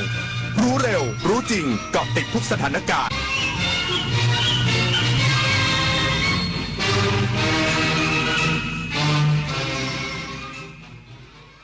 รับฟังข่าวต้นชั่วโมง 22 นาฬิกากับพิญโยรุ่งสมัยจัดหางานสุรินทร์จัดกิจกรรมนัดพบแรงงานเป็นกรณีพิเศษเพื่อช่วยพนักงาน SBI หลังเตรียมเลิกจ้างกว่า 2,000 คนอีกสักครู่กลับมาติดตามรายละเอียดครับถนนดนตรีไลฟ์เดือนมีนาคมใช่เลยขอให้เหมือนเดิมกับรักปอน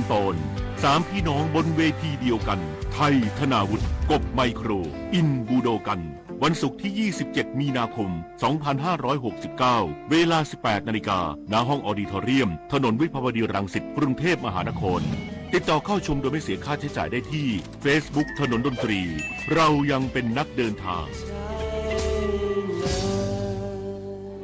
แสนอาลัยสมเด็จพระพันปีหลวงไทยทั้งปวงหมองหม่นก่นร่ำให้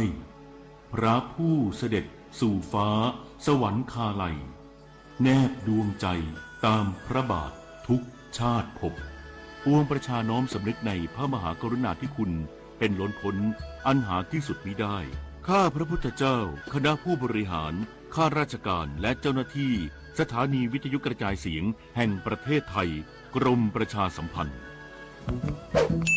แกดูสิครีมตัวนี้เขาบอกว่าตบปุ๊บขาวปั๊บสวยเปลี่ยนผิวใน1 นาทีรีวิวได้5 ดาวเลยนะตื่นค่ะสาวขาวไวขนาดนั้นน่ะหรือจะเอาสารประหลอดมาแถมรีวิวที่เห็นน่ะรูปตัดต่อหรือจ้างมาทั้งนั้นอย่าปล่อยให้หน้าพังเพราะความใจร้อนเช็คเลขอย.และดูรีวิวจากผู้ใช้จริงในแหล่งที่เชื่อถือได้เท่านั้น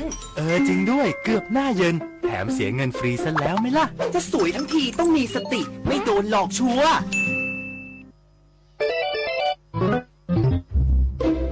เกมนี้เล่นแล้วได้เงินฟรีด้วยได้ไอเทมในเกมด้วยนะแถมถ้าอยากได้ค่าคอมเพิ่มแค่ชวนเพื่อนมาเล่นเพิ่มก็พอง่ายมากเดี๋ยวก่อนหยุดเลยลบเกมเดี๋ยวนี้ทันทีนี่ไม่ใช่เกมเล่นสนุกแต่เป็นเกมกับดักของพวกมิจฉาชีพรู้เท่าทันเกมออนไลน์แบบลูกโซ่กับดักมิจฉาชีพป้องกันเด็กก่อนจะสายเกินไปเกมที่ต้องชวนเพื่อนต้องระวังจัดหางานสุรินทร์จัดกิจกรรมนัดพบแรงงานเป็นกรณีพิเศษเพื่อช่วยพนักงาน SBI หลังเตรียมเลิกจ้างกว่า 2,000 คนนางชนาการลีพิบูลสวัสดิ์จัดหางานจังหวัดสุรินทร์เปิดเผยว่าสำนักงานจัดหางานจังหวัดสุรินทร์จัดกิจกรรมนัดพบแรงงานเป็นกรณีพิเศษภายในบริษัท SBI Manufacturing ประเทศไทยจำกัดจังหวัดสุรินทร์หลังบริษัทเตรียมเลิกจ้างพนักงานกว่า 2,000 คนในวันที่ 31 มีนาคมนี้เนื่องจากย้ายฐานการผลิตไปต่างประเทศได้เชิญสถานประกอบการจากหลายจังหวัดใกล้เคียงเช่นอุบลราชธานี101ชัยภูมิมหาสารคามขอนแก่นและนครราชสีมารวม8บริษัทเข้าร่วมเปิดรับสมัครงานกว่า 1,600 อัตราส่วนใหญ่เป็นตำแหน่งงานในสายการผลิตและตัดเย็บกิจกรรมครั้งนี้เปิดโอกาสให้แรงงานได้สมัครงานและสัมภาษณ์กับบริษัทโดยตรงทราบผลได้ทันทีช่วยลดภาระค่าใช้จ่ายและเวลาในการเดินทางหางานนอกจากนี้สำนักงานจัดหางานจังหวัดสุรินทร์เตรียมจัดสัปดาห์บริการประชาชนด้านแรงงานระหว่างวันที่ 1-7 เมษายนที่สำนักงานจัดหางานจังหวัดสุรินทร์พร้อมบริการจัดหางานและฝึกอาชีพและเตรียมจัดงานจ็อบแฟร์ครั้งใหญ่ในเดือนพฤษภาคมนี้รวมตำแหน่งงานจากทั่วประเทศหลายพันอัตราเพื่อรองรับแรงงานที่กำลังหางานในพื้นที่ต่อไปกฤษดาสุนทรสวทสุรินทร์รายงานกระทรวงศึกษาธิการรับฟังข้อห่วงใย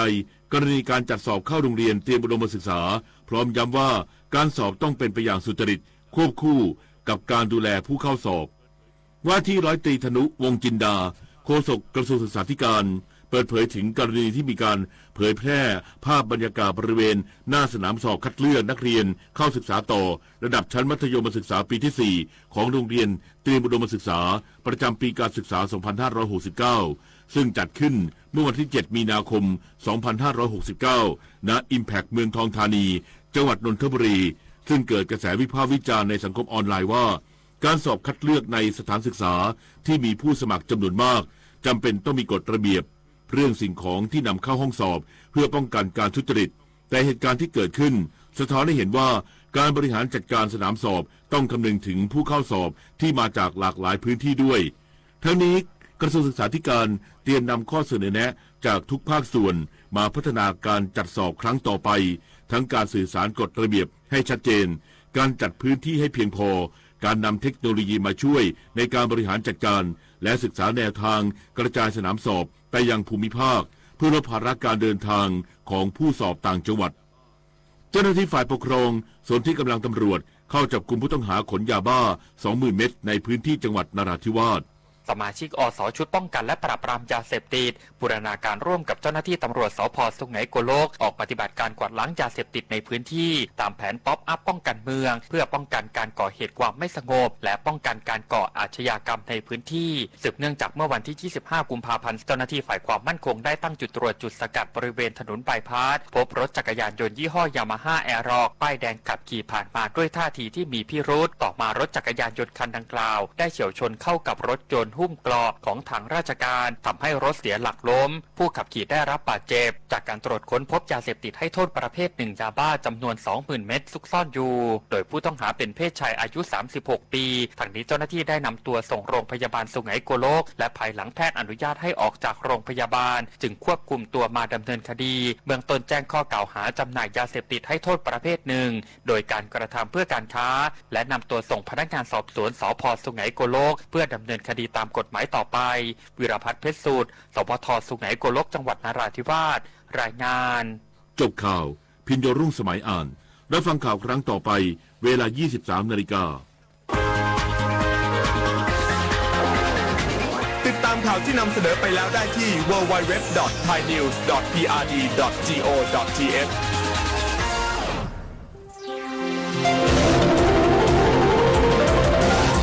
วิทยุแห่งประเทศไทยให้ความรู้กู้ความสุข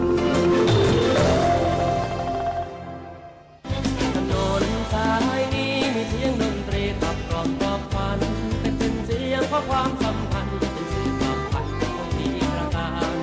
ถนนสายนี้มีเสียงเสรีของการสื่อสารเป็นกระบอกเสียงเพลงตำนานผู้ร้องขับขานเสียงเพลงที่ดีบอกกล่าวถึงความเป็นไปในสังคมไทยวิทยุแห่งประเทศไทยให้ความรู้กู้ความสุข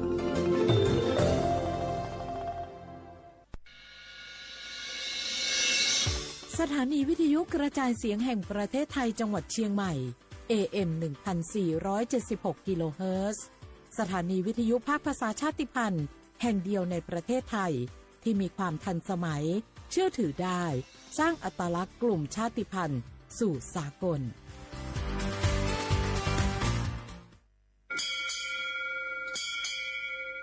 โอโบดะจ้าโอมิชเปอร์เหมยซุงคาปอกว่าย้อซงโอดูธรรมาสถานีวิทยุภาษาชาติพันธุ์แห่งเดียวในประเทศไทยทันสมัยเชื่อถือได้แล้วพบกันที่สวท.เชียงใหม่ AM 1476 กิโลเฮิรตซ์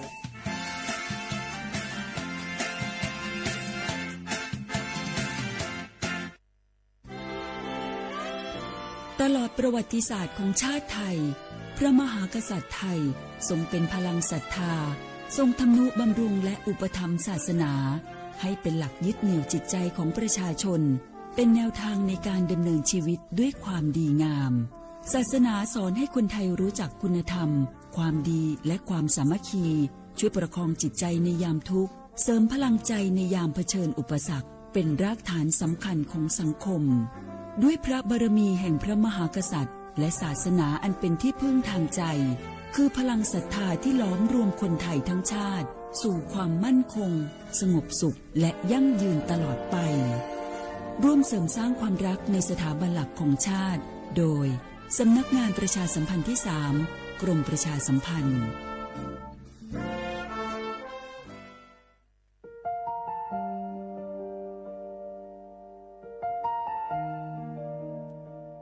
ขอน้อมเกล้าถวายอาลัย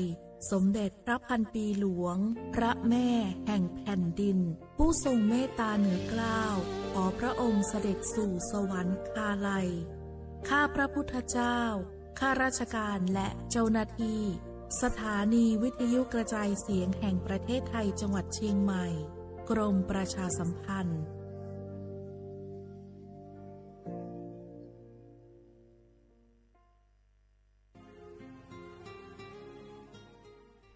This is a moment of profound grief for the Kingdom of Thailand.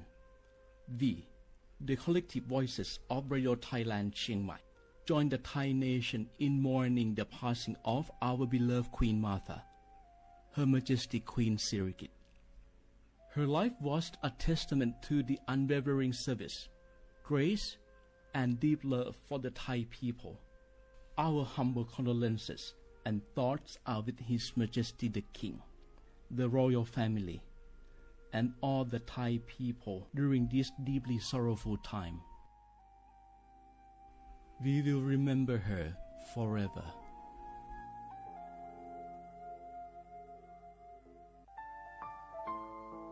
เฮาข้าพี่น้องเจ้าคือไตมีตั้งหม่องเจออันเจ้านางหอคำสมเด็จพระนางเจ้าสิริกิติ์พระบรมราชินีนาถพระบรมราชชนนีพันปีหลวงไล่เข้าสวนหมักฮักคำนนเพกว่าย้อนสู้เก่าตึงปันเฮาวิเย็นควันเงาเจ้าเฮาขาฮอดถึงตีสุคติกัดเย็นเสกำเฮาขาพี่น้องก้นคือไต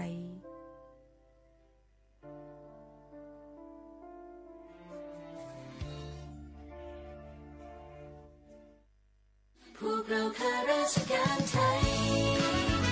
รู้หัวใจรับใช้ประชาชนด้วยความซื่อตรงที่ยากเย็นเพียงใดเรายังมั่นคงสร้างสรรค์สังคมเพื่อความสุขที่ยั่งยืนตลอดไป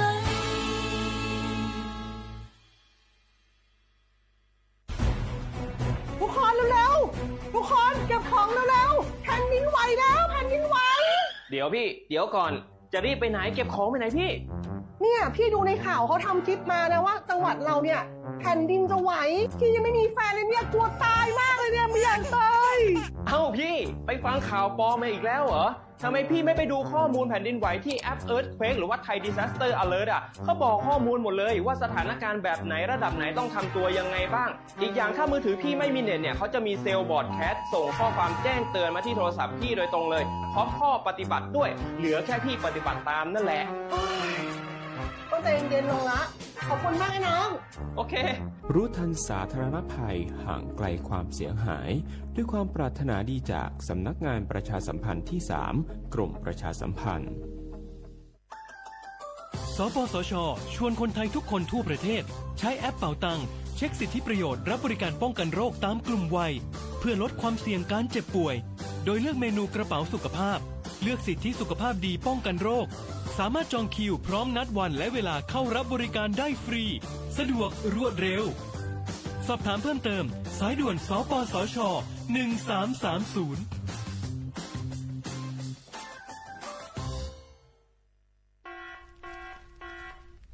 จ่องหู้คาหือป๊อดห่องจึงไทยพบทบยาปัญหาการเผา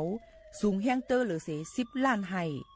โคปากมัน90%ไผ่ไม่ปาดเถินนั่นลูกตีกัวนเอาขาเผาหาตั้งกินตั้งย่ำอย่าในเถินคือแลกการเผาไว้หรือเสเหตุการให้การสนเอาว่าได้เป็นเพิงต้นเข้ากับอันผูกเลี้ยงตัวสัตว์นั่นในเฮาค่ะเป็นปัญหาเฮ็ดให้เกิดหมอกควันกล้อง PM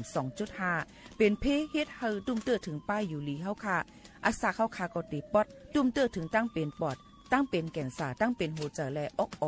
ลูกไหวไหลในค่ะห้องการป้ายทรายและเทคโนโลยีตั้งเมืองจึงไทยย้อนผิดหมอกให้พ่อแม่พี่น้องเขากึดลือการเผา ปันจันล้มเสียนเซออันลีตาลูกตาลานเฮาค่ะจอมตอนโครงการวางแผนการเจอตีลินตาเตลดย่อมฝุ่น PM 2.5 เลยตั้งมุมมองไฮลีเสวชสำนักงานวิจัยแห่งชาติ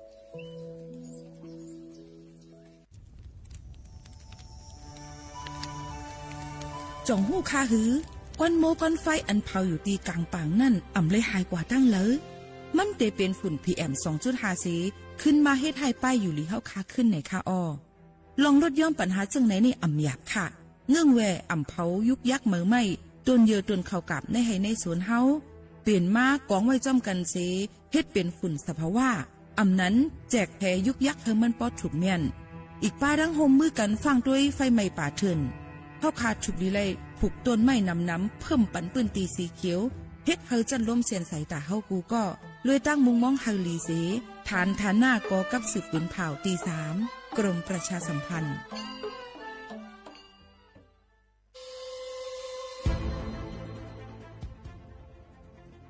ย้อนผิดหมอกพี่น้องเขามาโฮมเป็นจุ้มเหลียวกันดังเจดอนเก้งใหม่โฮมกันแกลิดปัญหาไฟไหม้ป่าเถินหมอกก้อนก้องก้อนมูและฝุ่นเล็กๆ PM 2.5 ค่ะสั่งว่าทั่วพันไฟไหม้กับสืบกว่าตึงลาดไลตีอองตีแกลิดปัญหาไฟไหม้ป่าเถินและหมอกก้อนเจดอนเก้งใหม่หมายโฟน0531128808ในค่ะเจดอนเก้งใหม่ค่ะออกปักเปิงหมายมีเฮกังแกลิดปัญหาหมอกก้อนก้องก้อนโมและฝุ่นเล็กๆ PM 2.5 เนื้อปืนตีเลยอันอ่ำเลยคว้างเฮาเผาผ่านมาดีแอปพลิเคชันไฟดีห้ามเผากำเร็วในนั้นค่ะอย่าไปเผาล้าอ่ำว่าได้เป็นตีกลางปางอองตีห้ามเผาเกยยุกยักไม่ดอกกูอันในค่ะแต่เอาวันที่1เดือน1อิงเกรด2เหงปลาย26ต่อถึงวันที่31เดือน5 2เหงปลาย26ในผู้เหลือเผอเฮ็ดผิดปักเปิงเตญาตัวต่ำตั้งผิดจำหนังปักเปิงหมายมีกำเหลวในนั้นค่ะเลยตั้งมุงมองไฮลีเซห้องการฐานฐาหน้ากอกับสืบเจดอนเก้งใหม่มาโฮมเป็นจุ่มเหลวกันดังเจดอนเก้งใหม่โฮมกันรักษาสภาวะฟิงตื้นเป็นเฮ็ดให้จันล้มถวยเจออันลีต้องฟ้าเสียนเสออ่ำมีหมอกกวนกองกวนโม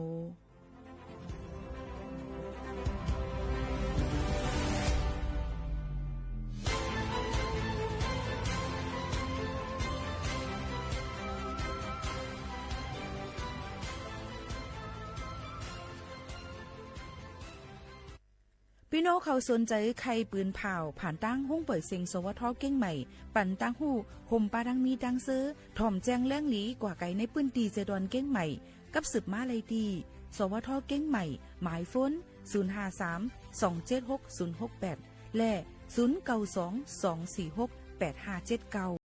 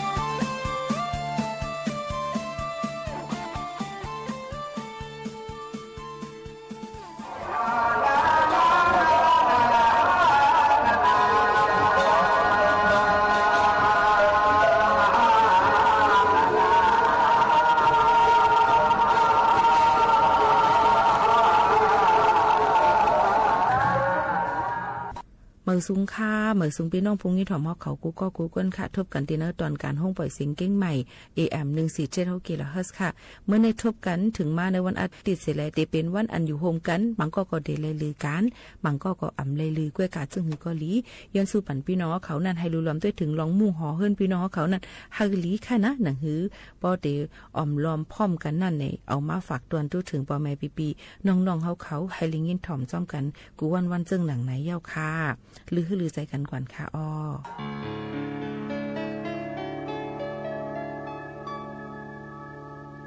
สุตีลึกเอาไม่เก่นไม่กึม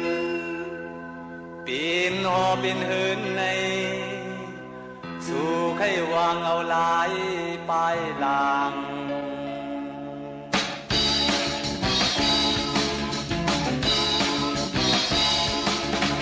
สุตีลึกเอาไม่เก่นไม่กึมปีนหอเป็นเหินในสู่ใครวางเอาหลายปลายหลังมังน้องทางหางเป็นได้ขึ้นไปตั้งโจที่รินเป่าลายออกเดือยาเมืองห้ามออกเดือยาเมืองห้ามยาวอันชางต่อสั่งไว้มาในหนึ่งสองออกหนึ่งว่าปีคือเอาลายปลายหลังลีเอาก็ต้อยลีเอาก็ต้อยปอยากตุกตึนอันอยากเจ้าเป็นอยากเจ้านานเดียวนานยายเย้าก็ว่าไม่สึกไม่ปนสึกปนอันตายบ่ตายซื้อไปหายก็มีอันหาเงินหามที่หาดีจาตุ้ยแน่พอว่าเราลายปลายหลังเราลายปลายหลัง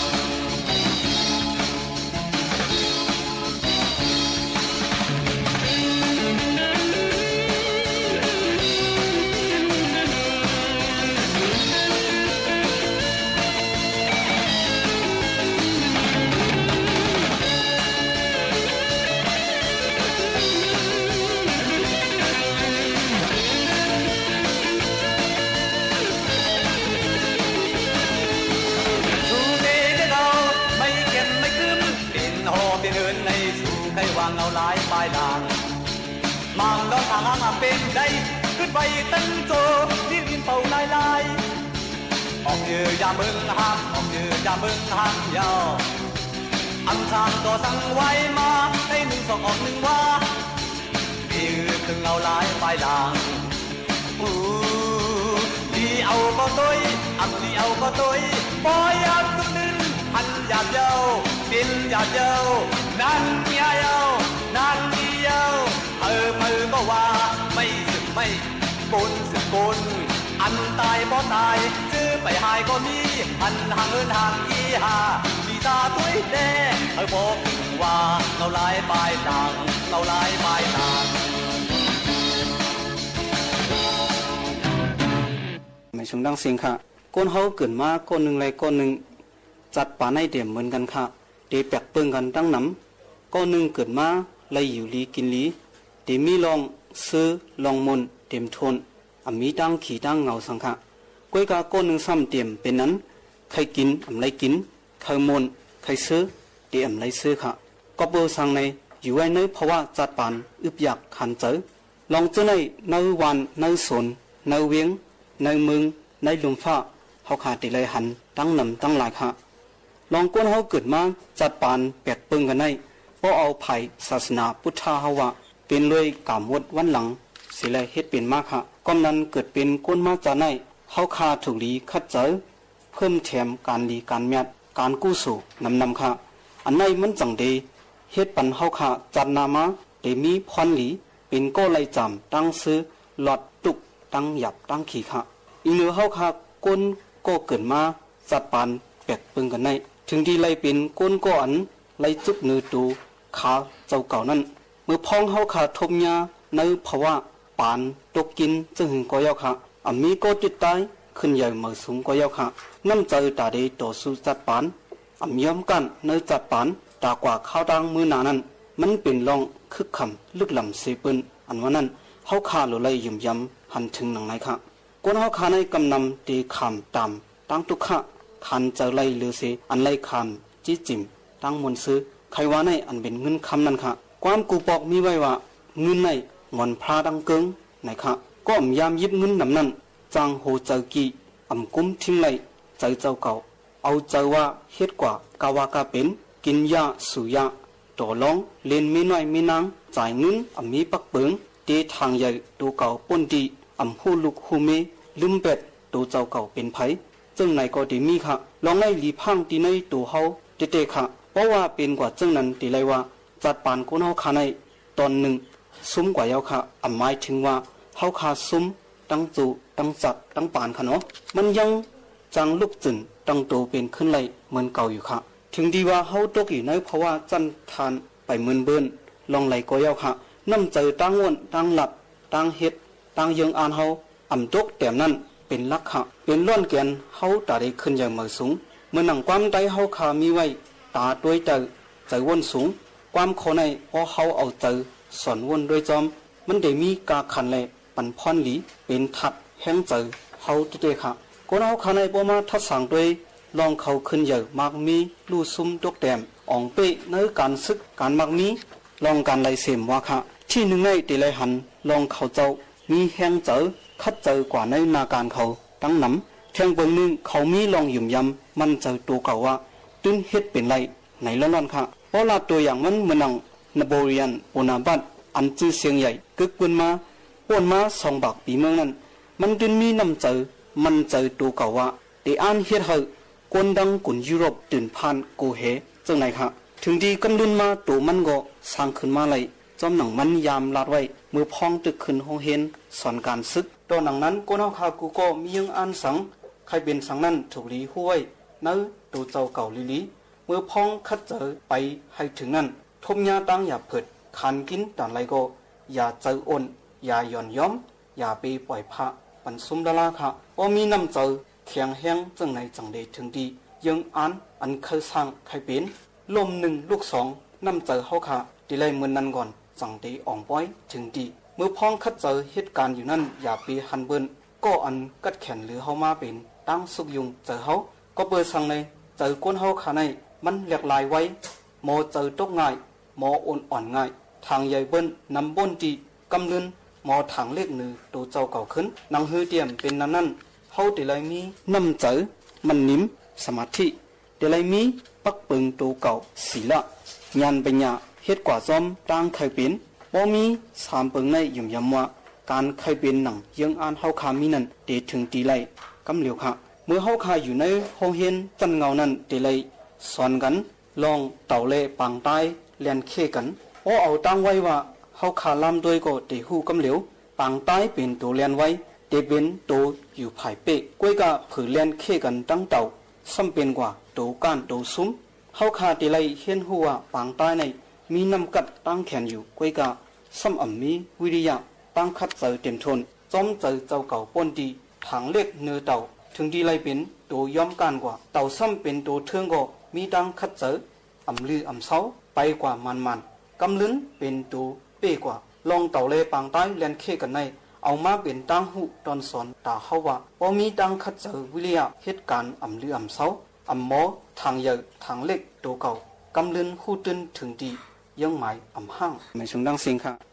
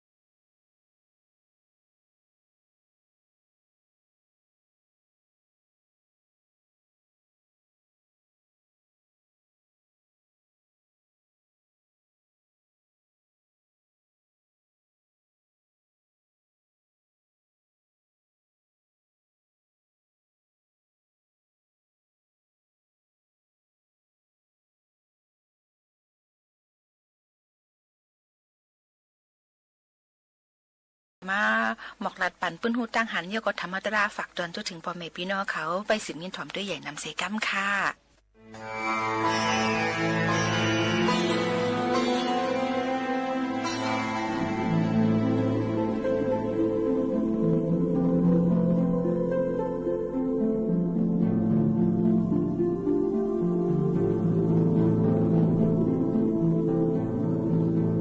แต่ก็ไม่ได้มันขีดตั้งไว้นะ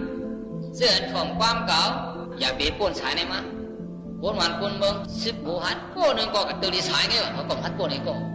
คุณเอาคำสุดาสมาไปกันดีบริษัทอะคุณเอาคำกินเนื้อก้นคุณเอาคำบริษัทอะคุณเอาคำสุดาสมาป้าสิบมาสองหลังนั่นน่ะบูบนมาแหมมันน่ะก็อยู่เนื้อตัวมาอย่างสูงสูงในช่องด้วยสัมไปมาก็เหลียวกันนะก็ได้ผู้ว่าดีแหมตายสัมฮัดไปมาอยู่นะเสียก็ได้ไปฮัดเอในใจมันหลงอ้ามันโอมาบ่อะไรก่อนนะคุณเอาคำปากโก้นั่นได้เพี้ยนไอ้กูมุกงามหมดเสียมันได้มันพัดเพี้ยนห้องมันนั่งเอียบ่ไหนก่อนไหนมันก็กะเอาไม่ปากไปเอ็ดเลี้ยงมาเสียดิเตียงคุณเอาคำปากไปเอ็ดบ้านเนี่ยดังเสียไม่มันเหเสียวไหนวะบ่เสียวขึ้นมาดีคาบ่ไหนเสียวดีตายในเสียวหัวเนี่ยฟูเนี่ย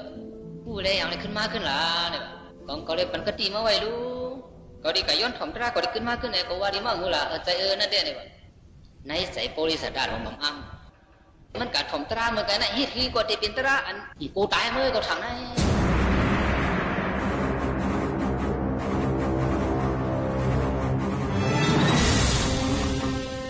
กินเนี่ยคนก็ได้ว่าตั้งหูชำเมียคำบริษัทได้มาไหนนะแต่เป็นคนมีปีเมียก็ได้ว่าผ่านเนื้อคนนั่นด้วยว่าก็เห็นมันตายวันไหนก็ตอนนี้ถ่อมนึงตารามันก็ดีย้อนถ่อมมันไปตายในกว่าไปดูไหนเป็นคนเห็นคนอะไรนะย้อนด้วยใครถ่อมตารากันวันไหนนั่นเสียวกับถ่อมตาราเนี่ยแค่เป็นตาราหลีอยู่เสียวเนี่ยวะนั่นได้มั่งดูทำเนี่ยว่าดีเยอะนี่มันดูทำเลยในโลกาเมืองคนไหนอันเขาใครหันพอเปิ่นปันหันคนไหนแต่คนไหนหนึ่งแค่ใครหันอ่ะเสียเนี่ยวะอันเสียวกับถ่อมมันนั่นเมื่อเสียวไปตายในพวกบรรคาย105เนี่ยวะเหมือนเมื่อคนเหี่ยมคนตรงนั้นน่ะเมื่อมันดูถ่อมมาเหี่ยมไปไว้นั่นเลี้ยงเมื่อวะโยคือว่านั้นว่าในนั้นหนึ่งแค่เทียงเฮี้ยงเหรอมันใครถ่อมมากับเนี่ยฮะที่ดีกว่าตราในดีไหนอ่ะมันหับตายพวกนั้นในปองตรามันยินมาในได้ปิดตราดีนะวะในพวกกับในถ่อมมาในพวกมันตายพวกนั้นกินเปียดหลายในเมื่อเก่านะกระดูกขัดใจถ่อมเลยนะเสียในว่าพวกมันขำไรในว่าจะมีมันในว่ากับพ่อไรพวกนั้นได้เลยอยู่ละเช้าในว่าข้าใครถ่อมเมื่อในว่าพวกมาใครถ่อมพวกไหนก็มาหลุดถ่อมปั้มเขานั่นนะในว่าพวกมาเป็นกะทิเขาเลยก็กระดิ่งพ่อเป็นเมื่อนี่นั่นลาดคารูในว่าได้สั่งในว่าหนึ่งพวกมันกินเนื้อโกนก่อนนะได้พ่อเป็นเมื่อฮัลโหลอันนั้นเดี๋ยวพี่ว่าอีว่าข้าในว่าอีว่าข้าอีกินเนื้อโกนในว่าเอาตังเมียวข้าเลยในว่านะก็เบอร์สั่งว่าไหนก็ไปใครกินเนื้อโกนนี่แหละข้ามไปทางไปโหเลยมาอยู่ในเขื่อนโกเดียวเนี่ยอันนี้ได้สาวอีย้อนนี่ว่าเอาตังเมียวข้าเลยนี่ว่าตังเมียวก็กำเอาเลยเขาว่าความเขาเหลียวไอ้คนละนี่เมื่อไรพวกมันถ่อมมือเนี่ยเขาว่ากำโฮเป็นเมื่อไรในคนละเต็มไกลรู้เมื่ออยากเขาไว้ดีว่าอยู่บ้านไหนคนละคำว่าเขาเหลียวไงพวกมันกินเนื้อก้นก็เขาดีโฮเป็นเมื่อไงพวกมันกินก็กำโฮกันเลยดูย้อนต่างโคมเลยค่ะเนี่ยว่าคดีมันเด้อย้อนต่างโคมว่าดีมีสังคุณให้มันเมื่อไหนคุณกินเนื้อก้นมันเมื่อไรไม่เหี่ยมก้นในกำจังย้อนสังตีย้อนคำเนี่ยก็มันจังร้องปันตีย้อนสังเนี่ยก็มันมีตราก็นั่นได้กำจังย้อนไหลต่างย้อนเนี่ยก็ย้อนอันมือมีในก็ยังก็ย้อนเมื่อกินเนื้อก้นไหนก็ยังผมมันกินเนื้อก้นพวกไหนก็เกาเตะโคเป็นเมื่อโคไหนก็ย้อนต่างโคเลยดอกโคเลี้ยวก็คนละก้อนโคเลี้ยวก็เนี่ยนะการเมื่อสุดได้เปลี่ยนหือพวกไหนนะคุณเอาคำโพลิสัตว์กินเนื้อก้นไหนพวกไหนก็เลี้ยวเสียวเนี่ยวะคาริบันกติแล้วข้ามกินเนื้อก้นยา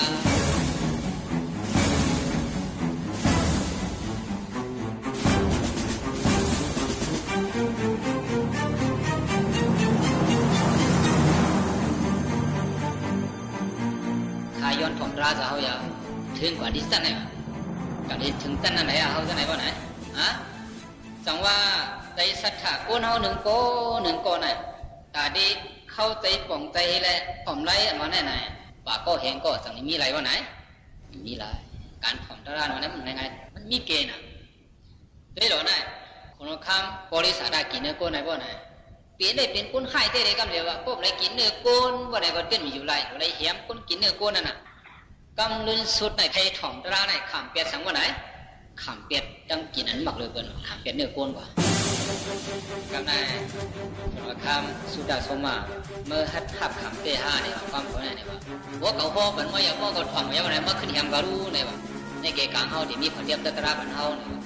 มีฝ่ายในเถื่อนวันไหนมีเขาส่งก็ไว้น่ะคุณว่าข้ามปากก็มันไว้หมดอ่ะกลางลูกใหม่ก็รู้แต่ว่าเป็นในขาเนี่ยขาเด่นเพี้ยนเนี่ยพวกมันเพี้ยนพวกไหนก็พาเป็นชาวสีดีนั่นเนี่ยเมื่อกับปล่อยคุณว่าข้ามปากก็นั่นดังเนี่ยพวกนั้นก็ลี้อยู่ขาเนี่ยแล้วคุณว่าข้ามปากก็อยู่ไหนมันก็อาจจะติดขัดหมดแล้วแค่ลูกมุรักนะครับเป็นของตัวอะไรอย่าง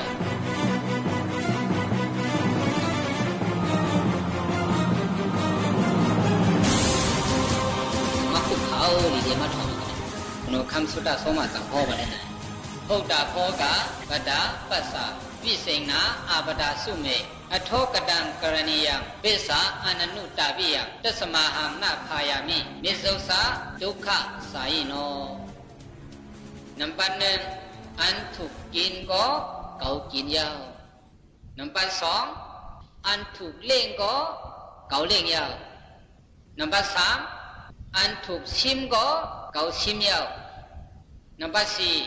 อันถูกเฮ็ดก็เกาเฮ็ดยาวบริษัท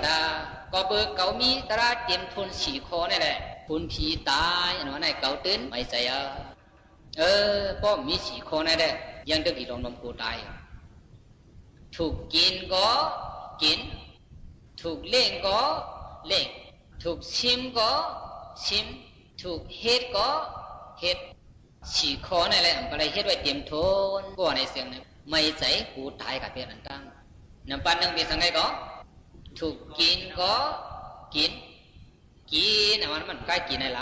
กินก็ป้านุ่งก็ป้าอยู่ก็ป้าใจก็ป้าฉันเจ้าว่าในใจเจ้าก็ยังถือว่าคืออันไหนเมื่อก็ไปใจคืออันน้ำเมื่อก็อะไรกินด้วยในมือว่าไหนได้บอกว่าคนก็นั้นไปหาตายตากินตาใจมันไปเตรียมทนในเปลี่ยนคอทนนั้นคุณว่าคำสุดาโสมามันเตรียมทนว่าเราลองกินในก็อันมันได้กินมีสังสีเมียวลองใจลองนุ่งในก็อันมันได้ใจไม่นุ่งมีสังสีเมียวอันเก่ากูตายในน้ำปันหนึ่งอันเก่าถูกได้กินในเก่ากินหมดขอทนสองถูกเล่งก็เล่งอันเล่งดูลุงละพ่อแม่พี่น้องผู้มีลุงลังดังหมดดังเสียงในจังเก่าปาได้เล่งเขาหมดอกใจโคในเฮือนอันมีมือเหลียวในคนละคนส่วนมาเอากัดทั้งหมดก็เอาอันตาดีเตี้ยนไรคู่ของเงินคำจะไหนอันก็ชิมมาในมีเทียงกาปันกูบอกได้เป็นผังจอมในหลินในไปกาปันมือเหลียวได้เป็นผังจอมในหลินเป็นผังจอมแล้วว่าไหนมีตีชิมมาเนี่ยมือเหลียวเนี่ยเห็นไหนจังว่าถูกชิมก็ชิมใช่อันมีในมือเฮามือเหลียวในถึงตีเป็นว่าชิมกว่าทั้งหมดสีตาไหนก็ตาดีมาเตี้ยนไรที่ไหนอันก็ชิมไม่ต่ำที่ไหนมีเยอะก็ไม่ใส่จังว่าคนว่าคำสุดาโสมาไหนวันนี้บริษัทกำกูได้ก็เบอร์สามก็ไหนอันเก่าชิมใบพวกของคำตาดีเตี้ยนไรมือเหลียวในเขามีไว้ติดพุ่งว่าเราหักเห็นหมดเราขอทนสี่ถูกเฮ็ดก็เฮ็ดวนเมื่อไรก็อันเดิมไม่ใส่สมว่าเจ้าเก่าไหนอันถูกดีเลยเฮ็ดไว้ในก็เก่าเฮ็ดไว้หมดอย่าก็ดีรัดแก่ก็ในก็การมีกุศลคนอันนั้นกูตายก็ได้มันมีไว้การลีกุศลตามมันให้ตายเมื่อละตายก็ได้การลีกุศลตาดีจอยบันเก่าจันนามือหลังได้เก่าเฮ็ดไว้หมดแล้ววนลงหลังไหนก็อันไปอยู่ในมีสีมิวอันไหนเปลี่ยนทางไหนติดเทียมมาเทียมบันมากูใจเฮาอันที่กูตายนะคนเฮาหนึ่งก็จะมีตายมามาวนด้วยว่าไหนรู้ตาหน้าเราก็ไม่เห็นมาเลยนะตีเป็นหนังว่าไหนไม่ใจนะจังบริสุทธิ์กันอะไรว่าไหนก็จะมีตายมาว่าไหนทำช่วยกันไปมีอันแล้วก็จะช่วยเท่าไรว่าไหนการดูการต้านอะไรเฮ็ดไว้จังไหนปิดของเขาเจอะไรจังไหนเป็นของพอสิโก้นะย่อกำไรสินทำเฮากำไรครับจู่ก็เป็นโอนมาไหนตีเตียมสุดมันสินหาจังว่าคนเอาไหนกับเป็นซาลาปานาในก็ในโยกานำว่าไม่ใจนำว่า เฮ็ดปานเฮาล่ะก็เปิ้นไว้ใจก่อนปานเฮามีศีลมีธรรมะน่ะคนนั้นใกล้ขาใกล้หยังปานนี้ก็กะเป็นซะแล้วปานก็ไอ้ซักกอดโยกานํพวกใกล้ละใกล้เล็กปานนี้ก็ซะแล้วปานก็กดพันได้กินได้ยังมันเปิ้นกะมีสุมีศาสนาปานนี้ก็หน้าตามทางดีไล่พวกไล่อายเพิ่นได้สิมูสาวาตะเตเล่นเปิ้นปานก็ลัดความบ่ซึมใจเอ็ดละก็เปิ้นถ่วมเฮาสุรามีระยะกะเป็นซะแล้วปานนี้ก็เป็นคนหน้าคนยองลัดความเต็มเปียกะว่าจังได๋ก็เปิ้นสินะบ่ไหนก็เปิ้นสินหามพอขึ้นวนด้วยเลยยอมบ่ได้ก็สารก่อนพยายามเฮ็ดจังไหนมานะการได้สมุยกันราอยู่ในสินธรรมจังไหนผีนำกุ้งในป้อมเฮียมไก่ได้ก็ซ้อมบ่ได้ผิดว่าบ่ได้ก็ได้ผิดบ่โดนไหนบอกว่าอ่อนเอาโคตรตั้งเอิงจังนั้นเฮ็ดปานนี้บ่ได้บ่โดนน่ะผิดบ่โดนไหนผมกาปานเฮาบ่ไหนสินหาเนี่ยก็เฮาบอกใจรู้จังเฮาถูกอีไปบ่ไหนตาเปิ้นหน้าตาเฮาว่าบ่ไหนตาเฮาอันไหนทุกคนด้วยนะอันถูกดีเฮ็ดเนี่ยต้องต่อไปเฮ็ดมาตาหน้าต้องต่อไปเฮ็ดมาศีลธรรมต้องต่อไปไปเฮ็ดมาภาษามีนามว่าไหนการภาวนาการกรรมฐาน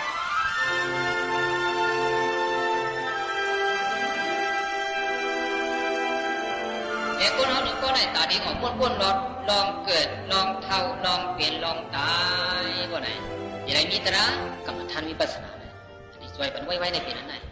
อันไหนเป็นเปิงหลวงมันนะตัวบ่ถึงอายุเขาเหมือนไหนการตราวิปัสสนาเขาเฮ็ดมากะหือยาวจังเขาปามันใจพ่อเขาไหนขึ้นบนด้วยไหนตราวิปัสสนาในหลักในไว้กะหือบ่ไหนก้นอันป่องใจว่าเขามีมันมีตัวเลยใจกุยคนเหลียวไหนกันน่ะตายหมดแล้วก็ตุกอะไรสิบ่มีตาหน้าไหนยังต่างตุกอะไรมีศีลธรรมหลายๆก็เมื่อเขาทำดีตายนั้นก็ยังใจนิสัยหัวใจเปลี่ยนวันนี้ก็ยังจังว่าเปลี่ยนเพียรเปลี่ยนผีเป็นปิดปิดอะไรแถมย่อคนอันมีสันตระเก่ามีตัวเลใจมียกเลหนักเว้ยคนก็อันป่องใจคอเหลียวไหนคนไหนใครตายเมื่อไรตายตื่นว่ามาเปลี่ยนปิดดังตุกอะไรสิบ่เพื่อการดัดป่องใจตระจังไหนพวกเขาไว้บ่ได้จะไม่เปลี่ยนอะไรวันไหน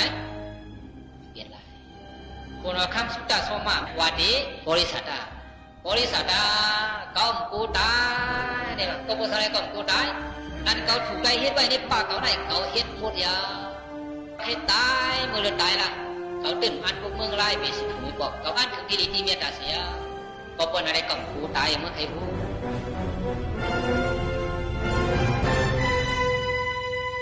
จังเขาปาหัดตายเนี่ยขึ้นวนด้วยคนเนี่ยก็ความพลาดเปลี่ยนจากวันไหนเกิดมากไหนขึ้นทางไปวันไหนแต่ตายไปแต่ขนาดแต่วันไหนพวกมันออกมาวันไหนก็หลุดตัวไปหวังว่าเมื่อแต่วันขึ้นมาอะไรเริ่มไปตัวไหนต้องยังตื้อแย้มได้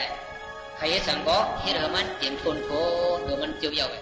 ที่อยู่ทางลาบีก็คำว่าอะไรเขาจะไหนแต่ขนาดพวกผู้กองจังว่าผู้กองจังว่าเดือนนี้มากกว่ามีนี้มากกว่าจังว่าผู้วันเอ็ดจังว่าเมื่อวันมันไปถึงมาวันไหนที่ไรคัดใจเอาวันไหนสี่ข้อเนี่ยเรายังขนมคำสุดาโซมาเจ้าหน้าพอเจ้าหน้าบ่ไหนทำอะไรขึ้นไหนก่อนไหนจ้าเนี่ยขึ้นไปตารางของอะไรสิแล้วที่ไหนยังใจเขาตั้งบุตังเสงมีกายสุขะสิตาสุขะดูใจทรงบังทรงป้าก็ยังเสื้อสาดีงามเสียวการนี้ตุสนาหมุนเห็นมาตั้งบุตังเสงเส้นนั้นเขามันเปลี่ยนตั้งกำแฉงตาเจียวหูเจียวหันเจียวหอดเจียวถึงมากเงียนโพงเงีย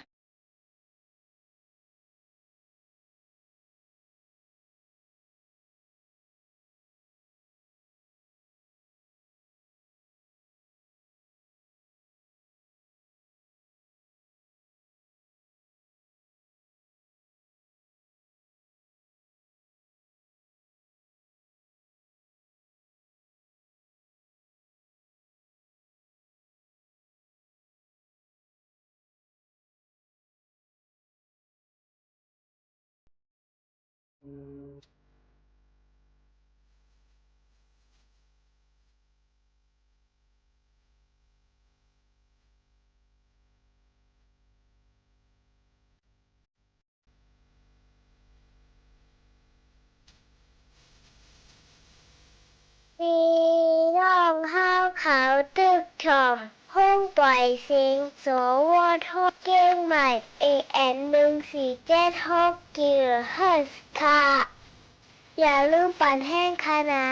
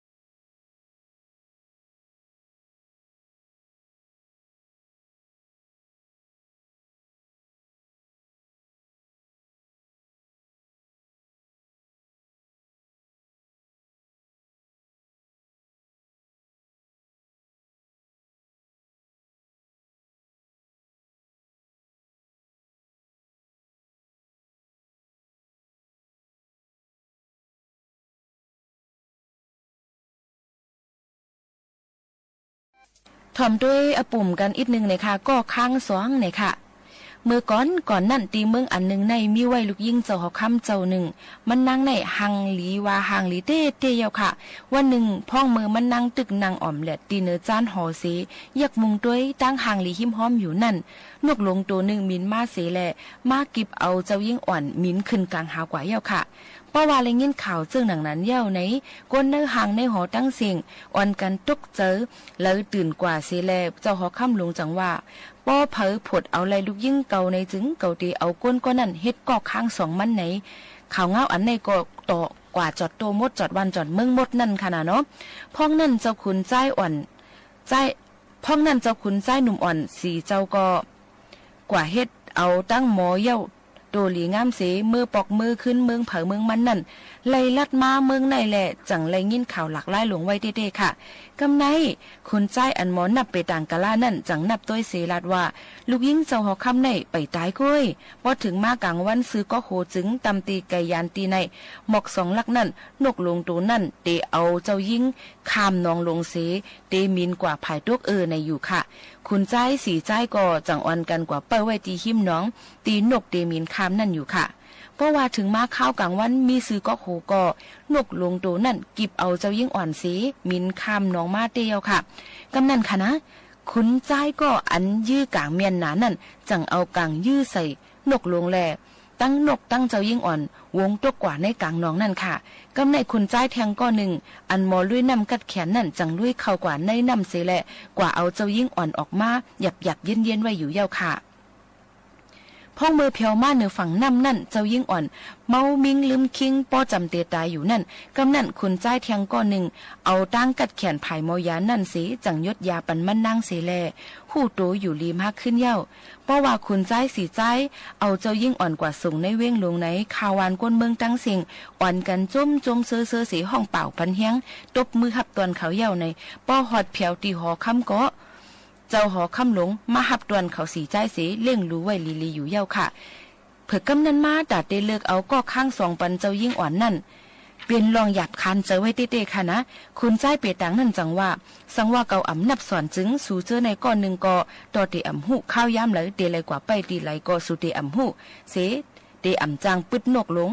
กอบไหนแหละเจ้ายิ่งอ่อนในกึ่งดีเป็นนางข้างสองปุนตาเกาว่าจังหนังไงค่ะกำนั่นคนใจยื้อกลางนั่นจังว่าเมื่อนับสอนด้วยลีแลสังว่าเกาอ่ำปืดนกนั่นตายจึงย่ำเดียวเจ้ายิ่งอ่อนก็ป้อหลูนอนเพกไว้เย้ากอบนั้นเจ้ายิ่งอ่อนในถูกลีเป็นก็ข้างโหเกาว่าจังหนังไหนค่ะคุณใจอันลุยน้ำแขนนั่นก็ขึ้นจังว่าคือสองก็นับก็จะอยู่ยื้อไหลนกก็จะอยู่ก้อยกะสังว่าเกาอ่ำกว่าผดเอาเจ้ายิ่งอ่อนตีเนื้อกลางน้องนั่นในจึงหู้ตะกาเตนอนเพอ่ำห้างเย้ากอบไหนเจ้ายิ่งในกึ่งเลยเป็นก็ข้างสองเกากำลื่นมาขุนใจหมอยานั่นก็จังว่าสู่สามก็เจอกูก็อยู่ก้อยกะสังว่าเกาอ่ำยศยาปันในจึงเจ้ายิ่งอ่อนก็หู้ตะกาเตนอนเพกว่าก้อยอ่ำห้างเย้ากอบไหนแหละเจ้ายิ่งอ่อนในถูกลีเป็นก็ข้างสองเกาเฮ็ดนั่นเสแลเจ้าหอค่ำหลงก็เตเลยเลิกปันเผอก็อ่ำหู้อ่ำจังแตบตัดเสกวางเจอไว้อยู่ยอกำไหนสังว่าผู้ยินถ่อมเฮาค่ะเป็นเจ้าหอค่ำหลงในจึงเจ้าเก่าเตเลิกขุนใจก็เลยค่ะอันนี้ฝากไว้เป็นขอถามค่ะนะอย่างนั้นแหละพี่น้องเขาตีเลือกเอาก็เลยเจ้าหอคำนั่นสังว่าพี่น้องเขาเลยยินถ่อมเยาเป็นเจ้าหอคำในตีเลือกเอาก็เลยมาข้างจำก็เป็นลูกยิงเจ้าหอคำนั่นในพอทบกันจังขึ้นกว่าต้องถามขึ้นค่ะนะว่าตีเลือกเอาเพอก็เลยเนี่ยค่ะอันนี้ก็อปุ่มอ่อนนี่ได้ก็มีหนังในกุ้ยเนี่ยค่ะพอเดถามิ่งหมูขาวโน้นได้เนี่ยอำไปลาดค่ะใครฮู้ว่ากลางเจอพี่น้องเขาเลือกเอาเพอในอันนี้ก็เอามาฝากตอนจุดถึงพี่น้องเขาเที่ยงในวันเมื่อในค่ะ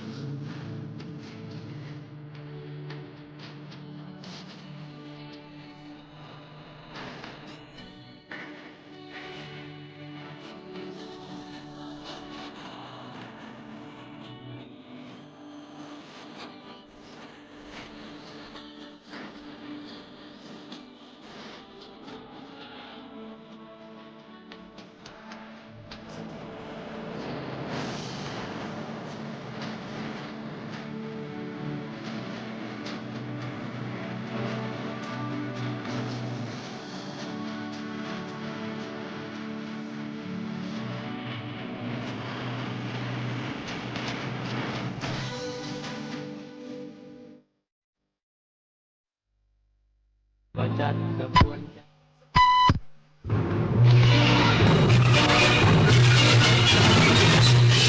สถานีวิทยุกระจายเสียงแห่งประเทศไทยและเครือข่ายทั่วประเทศเสนอข่าวต้นชั่วโมงรู้เร็วรู้จริงเกาะติดทุกสถานการณ์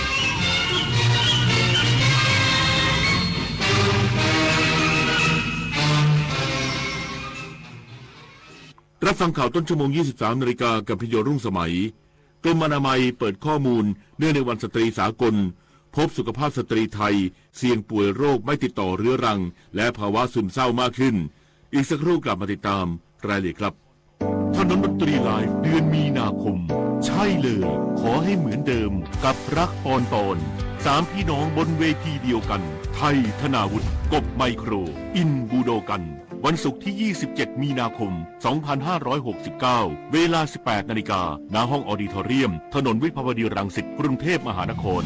ติดต่อเข้าชมโดยไม่เสียค่าใช้จ่ายได้ที่ Facebook ถนนดนตรีเรายังเป็นนักเดินทางวัฒนธรรมไทยคือพลังที่เชื่อมอาเซียนจากรอยยิ้มอาหารดนตรีและประเพณีสู่การเรียนรู้แบ่งปันและเติบโตไปด้วยกันการท่องเที่ยวสร้างมิตรภาพศิลปะเชื่อมความเข้าใจและความหลากหลายคือหัวใจของภูมิภาคนี่คืออัตลักษณ์ร่วมที่ทำให้ไทยและอาเซียนก้าวไปข้างหน้าอย่างยั่งยืนอาเซียนสังคมเดียวกันก้าวไปด้วยกันหากทะเลพูดได้เขาคงไม่อยากได้ขยะหากสัตว์ป่าพูดได้เขาคงอยากอยู่อย่างปลอดภัยพื้นที่ป่าคือบ้านของสัตว์ป่าทะเลคือบ้านของปลาและหมู่สัตว์ทะเลโลกใบนี้ไม่ได้มีไว้ให้ใครคนใดคนหนึ่งแต่มีไว้ให้ทุกคนอยู่ร่วมกันไม่ทำร้ายไม่เบียดเบียนแล้วโลกก็จะดูแลเรากลับเช่นกันเพื่อให้เด็กอย่างพวกผมได้โตไปกับโลกที่ยังอุดมสมบูรณ์และธรรมชาติที่สวยงามนะครับเมื่ออายุมากขึ้นเรื่องเล็กๆอาจทำให้ใจเราเหนื่อยล้าได้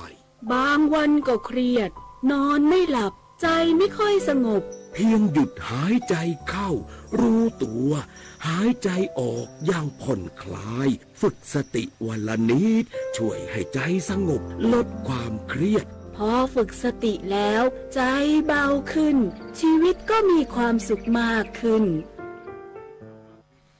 กรมอนามัยเปิดข้อมูลสตรีไทยเสี่ยงป่วยโรคไม่ติดต่อเรื้อรังและภาวะซึมเศร้ามากขึ้นแนะดูแลสุขภาพตนเองและตรวจคัดกรองสุขภาพตามเกณฑ์อายุเพื่อส่งเสริมป้องกันโรคอย่างมีประสิทธิภาพกรมอนามัยเปิดข้อมูลสถานการณ์สุขภาพสตรีวัยทำงานช่วงอายุ 15-59 ปีกำลังเผชิญกับอาการป่วยโรคไม่ติดต่อเรื้อรังหรือ NCD มากขึ้นมีความเสี่ยงต่อภาวะซึมเศร้ามากกว่าชาย 1.5 เท่าถึง 2 เท่า76.4% มีกิจกรรมทางกายไม่เพียงพอตามเกณฑ์และ28.5% นอนหลับไม่เพียงพอจึงขอให้หญิงไทยตระหนักถึงการดูแลสุขภาพตนเองมากขึ้นโดยออกกำลังกายอย่างน้อย150นาทีต่อสัปดาห์ฝึกกล้ามเนื้อ2ครั้งต่อสัปดาห์รับประทานผักผลไม้400กรัมต่อวันขึ้นไปควบคุมค่า BMI ให้อยู่ระหว่าง 18.5 ถึง 22.9 ตามเกณฑ์เอเชียนอนหลับให้เพียงพอ 7-9 ชั่วโมงต่อคืนและเข้ารับการตรวจคัดกรองโรคตามเกณฑ์อายุได้แก่ช่วงอายุ 15-24 ปีเน้นป้องกันโรคติดต่อทางเพศสัมพันธ์ช่วงอายุ 25-39 ปีเน้นการดูแลสุขภาพก่อนตั้งครรภ์จัดการความเครียดและการสร้างสมดุลชีวิตช่วงอายุ 30-65 ปีเน้นตรวจคัดกรองมะเร็งปากมดลูกโดยวิธีแปปสเมียร์ทุก 3 ปีหรือ HPV DNA ทุก 5 ปีช่วงอายุ 35 ปีขึ้นไปตรวจวัดความดันโลหิตปีละครั้งตรวจระดับน้ำตาลและไขมันในเลือดทุก 3 ปีช่วงอายุ 40 ปีขึ้นไปเน้นตรวจคัดกรองมะเร็งเต้านมทุก 1-2 ปีดูแลสุขภาพช่วงวัยหมดประจำเดือนรับวัคซีน HPV และวัคซีนอื่นๆตามโปรแกรมสร้างเสริมภูมิคุ้มกันนฤมลอุดมพรรายงานรองผู้ว่าราชการกรุงเทพมหานครนำทีมเจ้าหน้าที่ปั่นจักรยานสำรวจเส้นทางเชื่อมต่อคลองพดุงกรุงเกษมสู่คลองเปรมประชากรหาจุดเสี่ยงที่เป็นอุปสรรคในการสร้างเส้นทางปั่นปลอดภัยหวังปรับปรุงเส้นทางปั่นเลียบคลองสายเหนือที่สมบูรณ์แบบใช้งานได้จริงนายสานนท์หวังสร้างบุญรองผู้ว่าราชการกรุงเทพมหานครพร้อมด้วยนายฐานพงษ์คำทองผู้ช่วยผู้อำนวยการเขตดุสิตนำทีมเจ้าหน้าที่ที่เกี่ยวข้อง ปั่นจักรยานสำรวจเส้นทางปั่นเชื่อมต่อเลียบคลองพดุงกรุงเกษมคลองเปรมประชากรตรวจเช็คอุปสรรคที่ส่งผลต่อความปลอดภัยของพี่น้องประชาชนอาทิตรวจสอบจุดตัดระหว่างแยกที่ยังไม่มีทางลาดเพื่อให้การปั่นต่อเนื่องไม่ติดขัดตรวจเช็คไหล่สะพานสภาพทางเท้าและความเป็นไปได้ในการจัดทำเส้นทางลอดใต้สะพานตรวจการจัดระเบียบไม้ค้ำยันต้นไม้และสิ่งของที่วางกีดขวางเพื่อเพิ่มวิสัยทัศน์และพื้นที่ในการสัญจรโดยสำรวจตั้งแต่วัดเบญจมบพิตรถึงสะพานเปรมประชากรรวมระยะทาง 5 กิโลเมตรถือเป็นส่วนหนึ่งของนโยบายการเชื่อมต่อระบบขนส่งมวลชนโดยมุ่งหวังจะปรับปรุงเส้นทางเลียบคลองสายเหนือเปลี่ยนทางเดินให้เป็นทางปั่นที่สมบูรณ์แบบสร้างเป็นเครือข่ายทางจักรยานที่ใช้งานได้จริงมีความปลอดภัยสูงและเป็นมิตรกับผู้ใช้งานทุกกลุ่มศูนย์ดุสิตโพลเผยผลสำรวจคนไทยเกือบ80%วันสถานการณ์ตะวันออกกลางบานปลายส่งผลราคาน้ำมันพุ่งพร้อมจับตาศักยภาพรัฐไทยในการรับมือวิกฤตที่อาจเกิดขึ้นผู้ช่วยศาสตราจารย์กัญญาการเสถียรสุคนผู้ช่วยคณบดีฝ่ายวิเทศสัมพันธ์โรงเรียนกฎหมายและการเมืองมหาวิทยาลัยสวนดุสิตกล่าวถึงผลสำรวจสวนดุสิตโพลมหาวิทยาลัยสวนดุสิตเรื่องสถานการณ์สู้รบในตะวันออกกลางจากประชาชนกลุ่มตัวอย่างทั่วประเทศ 1,394 คนระหว่างวันที่ 3 ถึง 6 มีนาคมนี้พบประชาชน78.91% กังวลว่าสถานการณ์ดังกล่าวจะทำให้ราคาน้ำมันเชื้อเพลิงปรับตัวสูงขึ้นนอกจากนี้78.57% มองว่าสถานการณ์มีแนวโน้มบานปลายและอาจส่งผลกระทบต่อเศรษฐกิจโลกในวงกว้างขณะที่พบประชาชนเชื่อมั่นต่อการเตรียมพร้อมและมาตรการรับมือของรัฐบาลไทย39.10% และไม่ค่อยเชื่อมั่น37.56%สะท้อนความคาดหวังของประชาชนต่อศักยภาพของรัฐในการบริหารความเสี่ยงจากวิกฤตภูมิรัฐศาสตร์และเป็นบททดสอบสำคัญของความสามารถเชิงยุทธศาสตร์และความยืดหยุ่นของรัฐไทยในโลกที่ความมั่นคงเศรษฐกิจและพลังงานเชื่อมโยงถึงกันอย่างแนบแน่นจบข่าวพิญโยรุ่งสมัยอ่านรับฟังข่าวครั้งต่อไปเวลา 6 นาฬิกาติดตามข่าวที่นำเสนอไปแล้วได้ที่ www.thainews.prd.go.th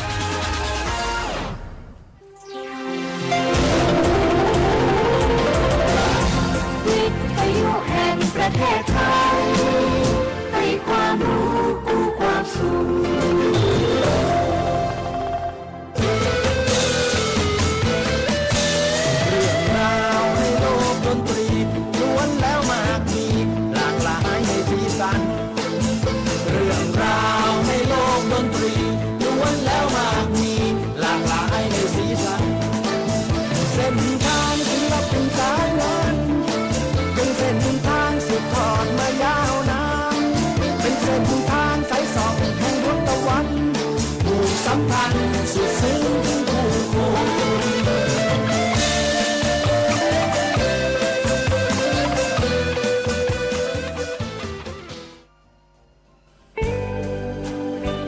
คือถนนดนตรี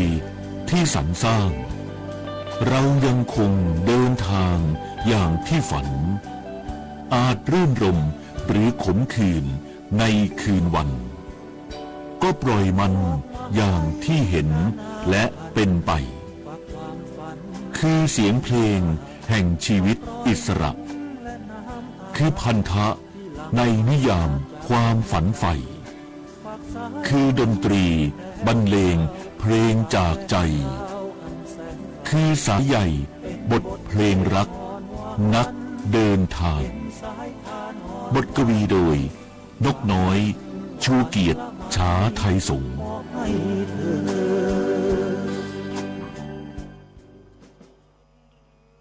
ถนนดนตรีไลฟ์เดือนมีนาคมใช่เลยขอให้เหมือนเดิมกับรักปอนปอน3พี่น้องบนเวทีเดียวกันไทยธนาวุฒิกบไมโครอินบูโดกันวันศุกร์ที่ 27 มีนาคม 2569 เวลา 18 นาฬิกาณห้องออดิทอเรียมถนนวิภาวดีรังสิตกรุงเทพมหานครติดต่อเข้าชมโดยไม่เสียค่าใช้จ่ายได้ที่ Facebook ถนนดนตรีเรายังเป็นนักเดินทาง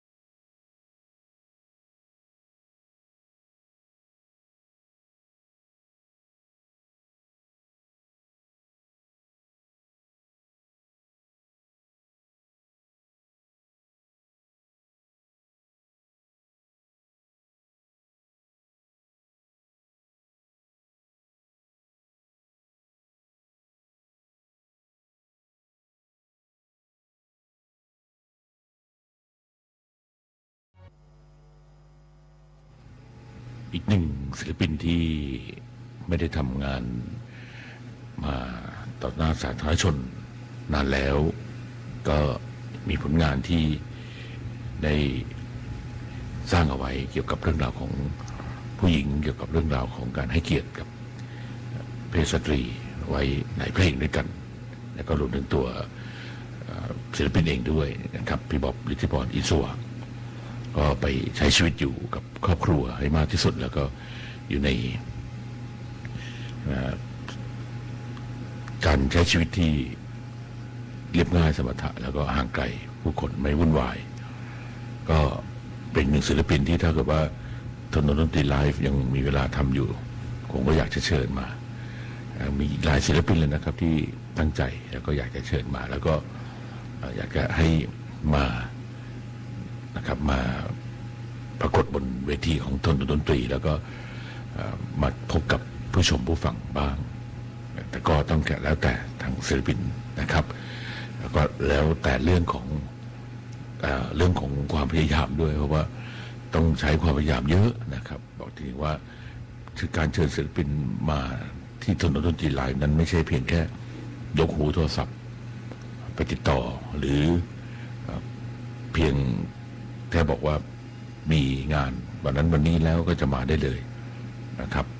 ทั้งคิวศิลปินเองก็ยากอยู่สองก็คืองบประมาณที่เรามีให้ก็เป็นงบประมาณที่น้อยนิดแล้วก็เป็นสิ่งที่เราต้องทำให้มีประโยชน์ที่สุดเพราะว่าก็ต้องบอกทางศิลปินว่านี่คืองบทางราชการที่เรามีจากภาษีประชาชนแล้วก็สิ่งที่ต้องใช้คุ้มค่าที่สุดแล้วก็นี่ก็คือสิ่งที่ได้รับมาแล้วก็ได้มาทำหน้าที่กันต่อนะครับก็เหลือเวลาอีกประมาณ3 ครั้งกันทำหน้าที่ของถนนดนตรีนะครับวันที่27นี้ถ้าท่านที่ไม่ลงทะเบียนแล้วก็อยากจะได้เข้าชมก็มาที่หน้างงานนะครับแล้วก็มารอที่ด้านล่างตรงเคาน์เตอร์รับบัตรเราจะมีเจ้าหน้าที่น้องๆทั้งหมดทั้งส่วนกระจายเสียงในประเทศส่วนผลิตรายการแล้วก็ทางตึกออดิทอเรียมก็มาช่วยกันก็จะดูที่นั่งไว้สำหรับท่านที่จองแล้วไม่ได้มาเราก็จะได้ให้ท่านที่มาหน้างานได้เข้าชมได้เลยนะครับก็แบ่งปันกันนะครับเพราะพื้นที่ก็เป็นสถานที่ที่เราได้รับการอนุมัติให้ทำงานโดยท่านอธิบดีกรมประชาสัมพันธ์ท่านอธิบดีสุรไทยเลิศเกษมแล้วก็ได้ทำงานมาเข้าสู่ปีที่3นะครับ9 ครั้งต่อปีนะฮะเดือนละครั้งก็ทุกศิลปินที่มาก็เรียกว่ามีชื่อเสียงแล้วก็มีผลงานที่เราเป็นที่ประจักษ์แล้วก็ชื่นชอบชื่นชมกันอยู่ครับในวันที่27นี้ก็แน่นอนนะไทยธนาวุฒินะครับลูกคออย่างไทยแล้วก็อินบุรกันแล้วก็กบไมโครนะครับเพราะทำไมถึงได้3พี่น้องเพราะว่าแล้วก็เชิญแค่เฉพาะไทยเพราะไม่มีตังค์จ้างเขาหรอกครับแต่ว่าตั้งใจเขาบอกว่าเดี๋ยวมาช่วยพี่มาช่วยถนนดนตรีแล้วก็อยากมาในเวทีแห่งนี้นะฮะแม้ไม่มีค่าใช้จ้างค่าใช้จ่ายไม่มากมายนักนะครับแต่ก็เป็นเวทีที่ทุกคนก็ให้เกียรติกับกรมประชาสัมพันธ์นะครับแล้วก็เจ้าของลิขสิทธิ์เพลงทุกท่านด้วยนะครับที่เราได้ทำอนุญาตขอไว้อย่างเช่นทาง GMM Grammy นะฮะ RS นะครับแล้วก็ทุกเครือข่ายทุกบริษัทที่เราได้นำเพลงของศิลปินมานำเสนอกันนะครับโดยให้คนได้ชมฟรีไม่เสียค่าใช้จ่ายนะครับแล้วก็ไลฟ์ทาง Facebook กันในวันคอนเสิร์ตและบันทึกมาออกอากาศอีกครั้งหนึ่งในสถานีโทรทัศน์แห่งประเทศไทย NBT มันเสาร์ที่1ที่2ของเดือนแล้วก็ในสถานีวิทยุกระจายเสียงแห่งประเทศไทยช่วงวันเสาร์3 ทุ่มถึงเที่ยงคืนนะครับชั่วโมงสุดท้ายนะครับเธอผู้ห่างไกลจากพี่บ๊อบฤทธิพรแล้วมาพูดถึงความสัมพันธ์ระหว่างความผูกพันระหว่างเพื่อนนะฮะแล้วก็เป็นชายหญิงนั่นเนี่ยนะครับก็มีอีกหนึ่งเพลงที่เป็นเพื่อนเป็นสหายร่วมรบกันแล้วก็ได้เคยเดินทางเข้าในเขตงานป่าเขาแล้วก็มีความคิดถึงกันอยู่จึงได้เกิดเพลงนี้ขึ้นมา เราและเธอครับ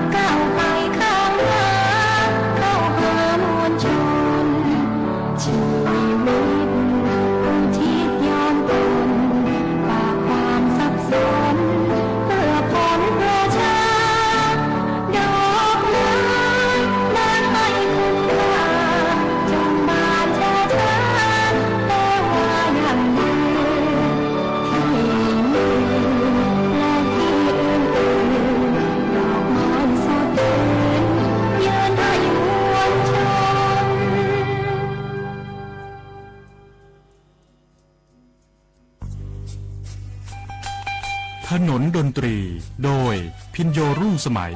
สถานีวิทยุกระจายเสียงแห่งประเทศไทยทุกวันเสาร์และวันอาทิตย์เรายังเป็นนักเดินทาง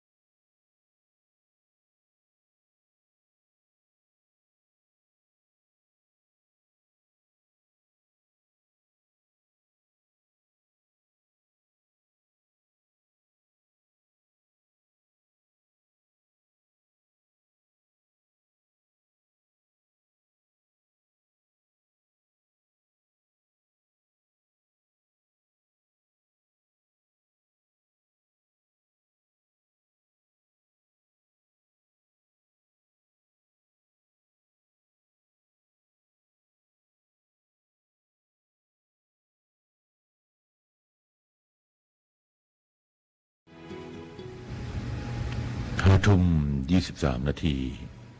5:33นะครับเหลือครึ่งชั่วโมงวันนี้มาแบบสายหวานนั่นเลยนะครับก็ให้ไว้กับเพลงที่เกี่ยวกับผู้หญิงเพลงที่เป็นเพลงของการให้เกียรติสตรีแล้วก็เรื่องของ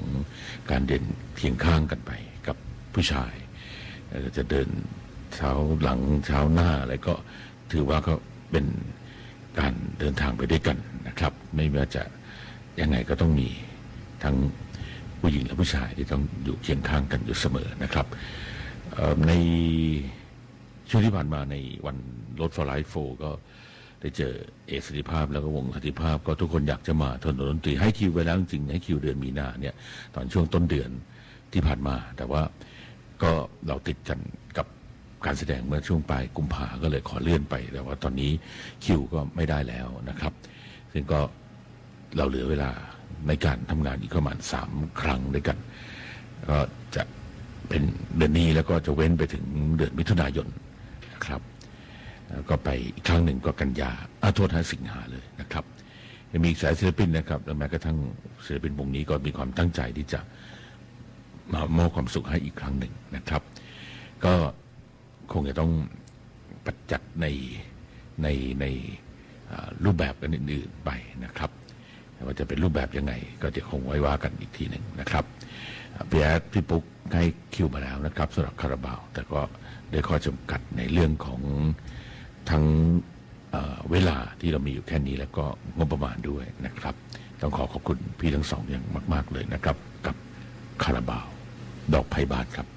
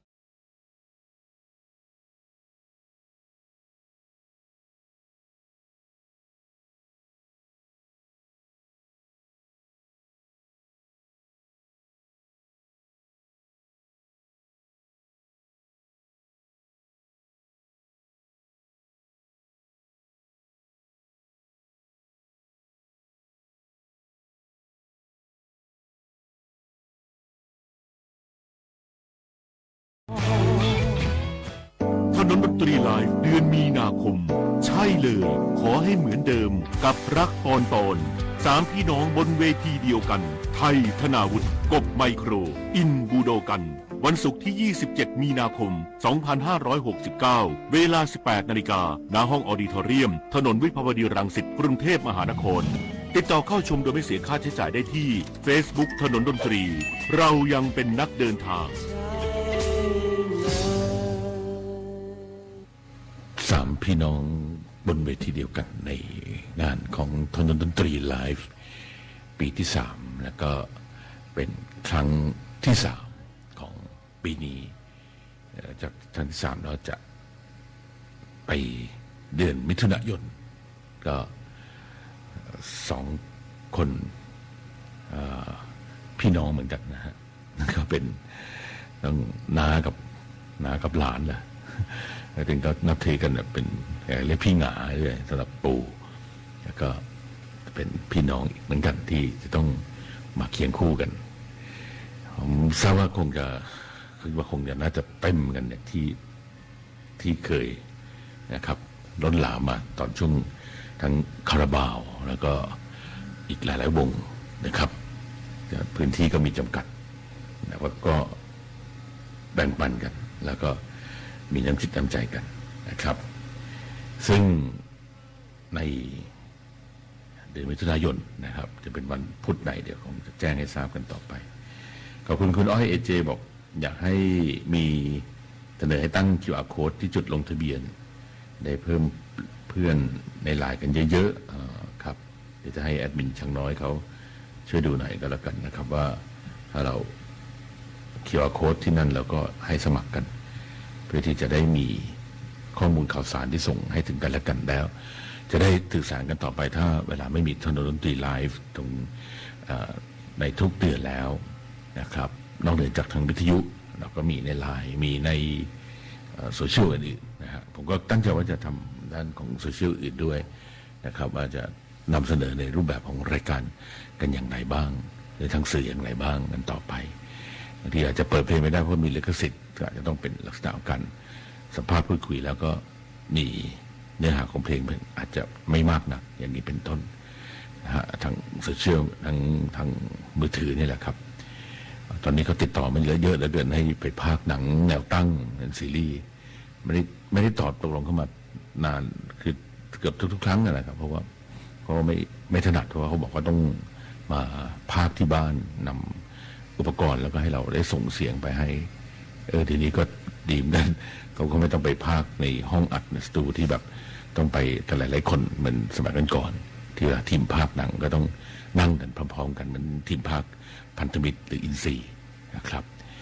ก็ปูพงศิษฐ์ก็จะมีช่วงมิถุนาและส่วนปิดท้ายก็เดือนสิงหาคมฉะนั้นปีนี้เราก็จะเหลือที่จะอีกครั้งอีกประมาณ3 ครั้งนับครั้งนี้นะครับทั้งหมดก็จะเป็นอีก5 ครั้งทั้งหมดนะครับที่เราได้ทำหน้าที่กันก็งดไปเหลือเท่านี้ก็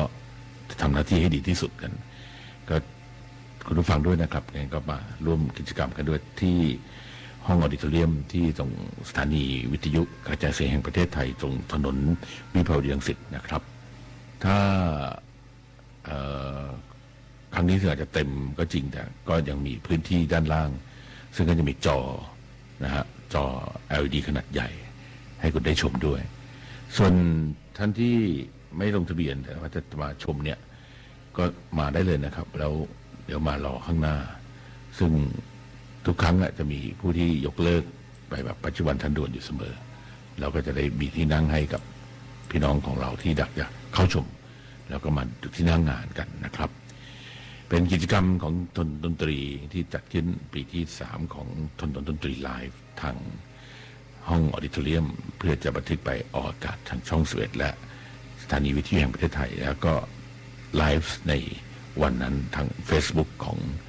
สถานีวิทยุกระจายเสียงแห่งประเทศไทยและถนนดนตรีนะครับตั้งแต่ 6 โมงเย็นเป็นต้นไป27นะครับไทยธนาวุฒิอินบุรกันและกบไมโครส่วน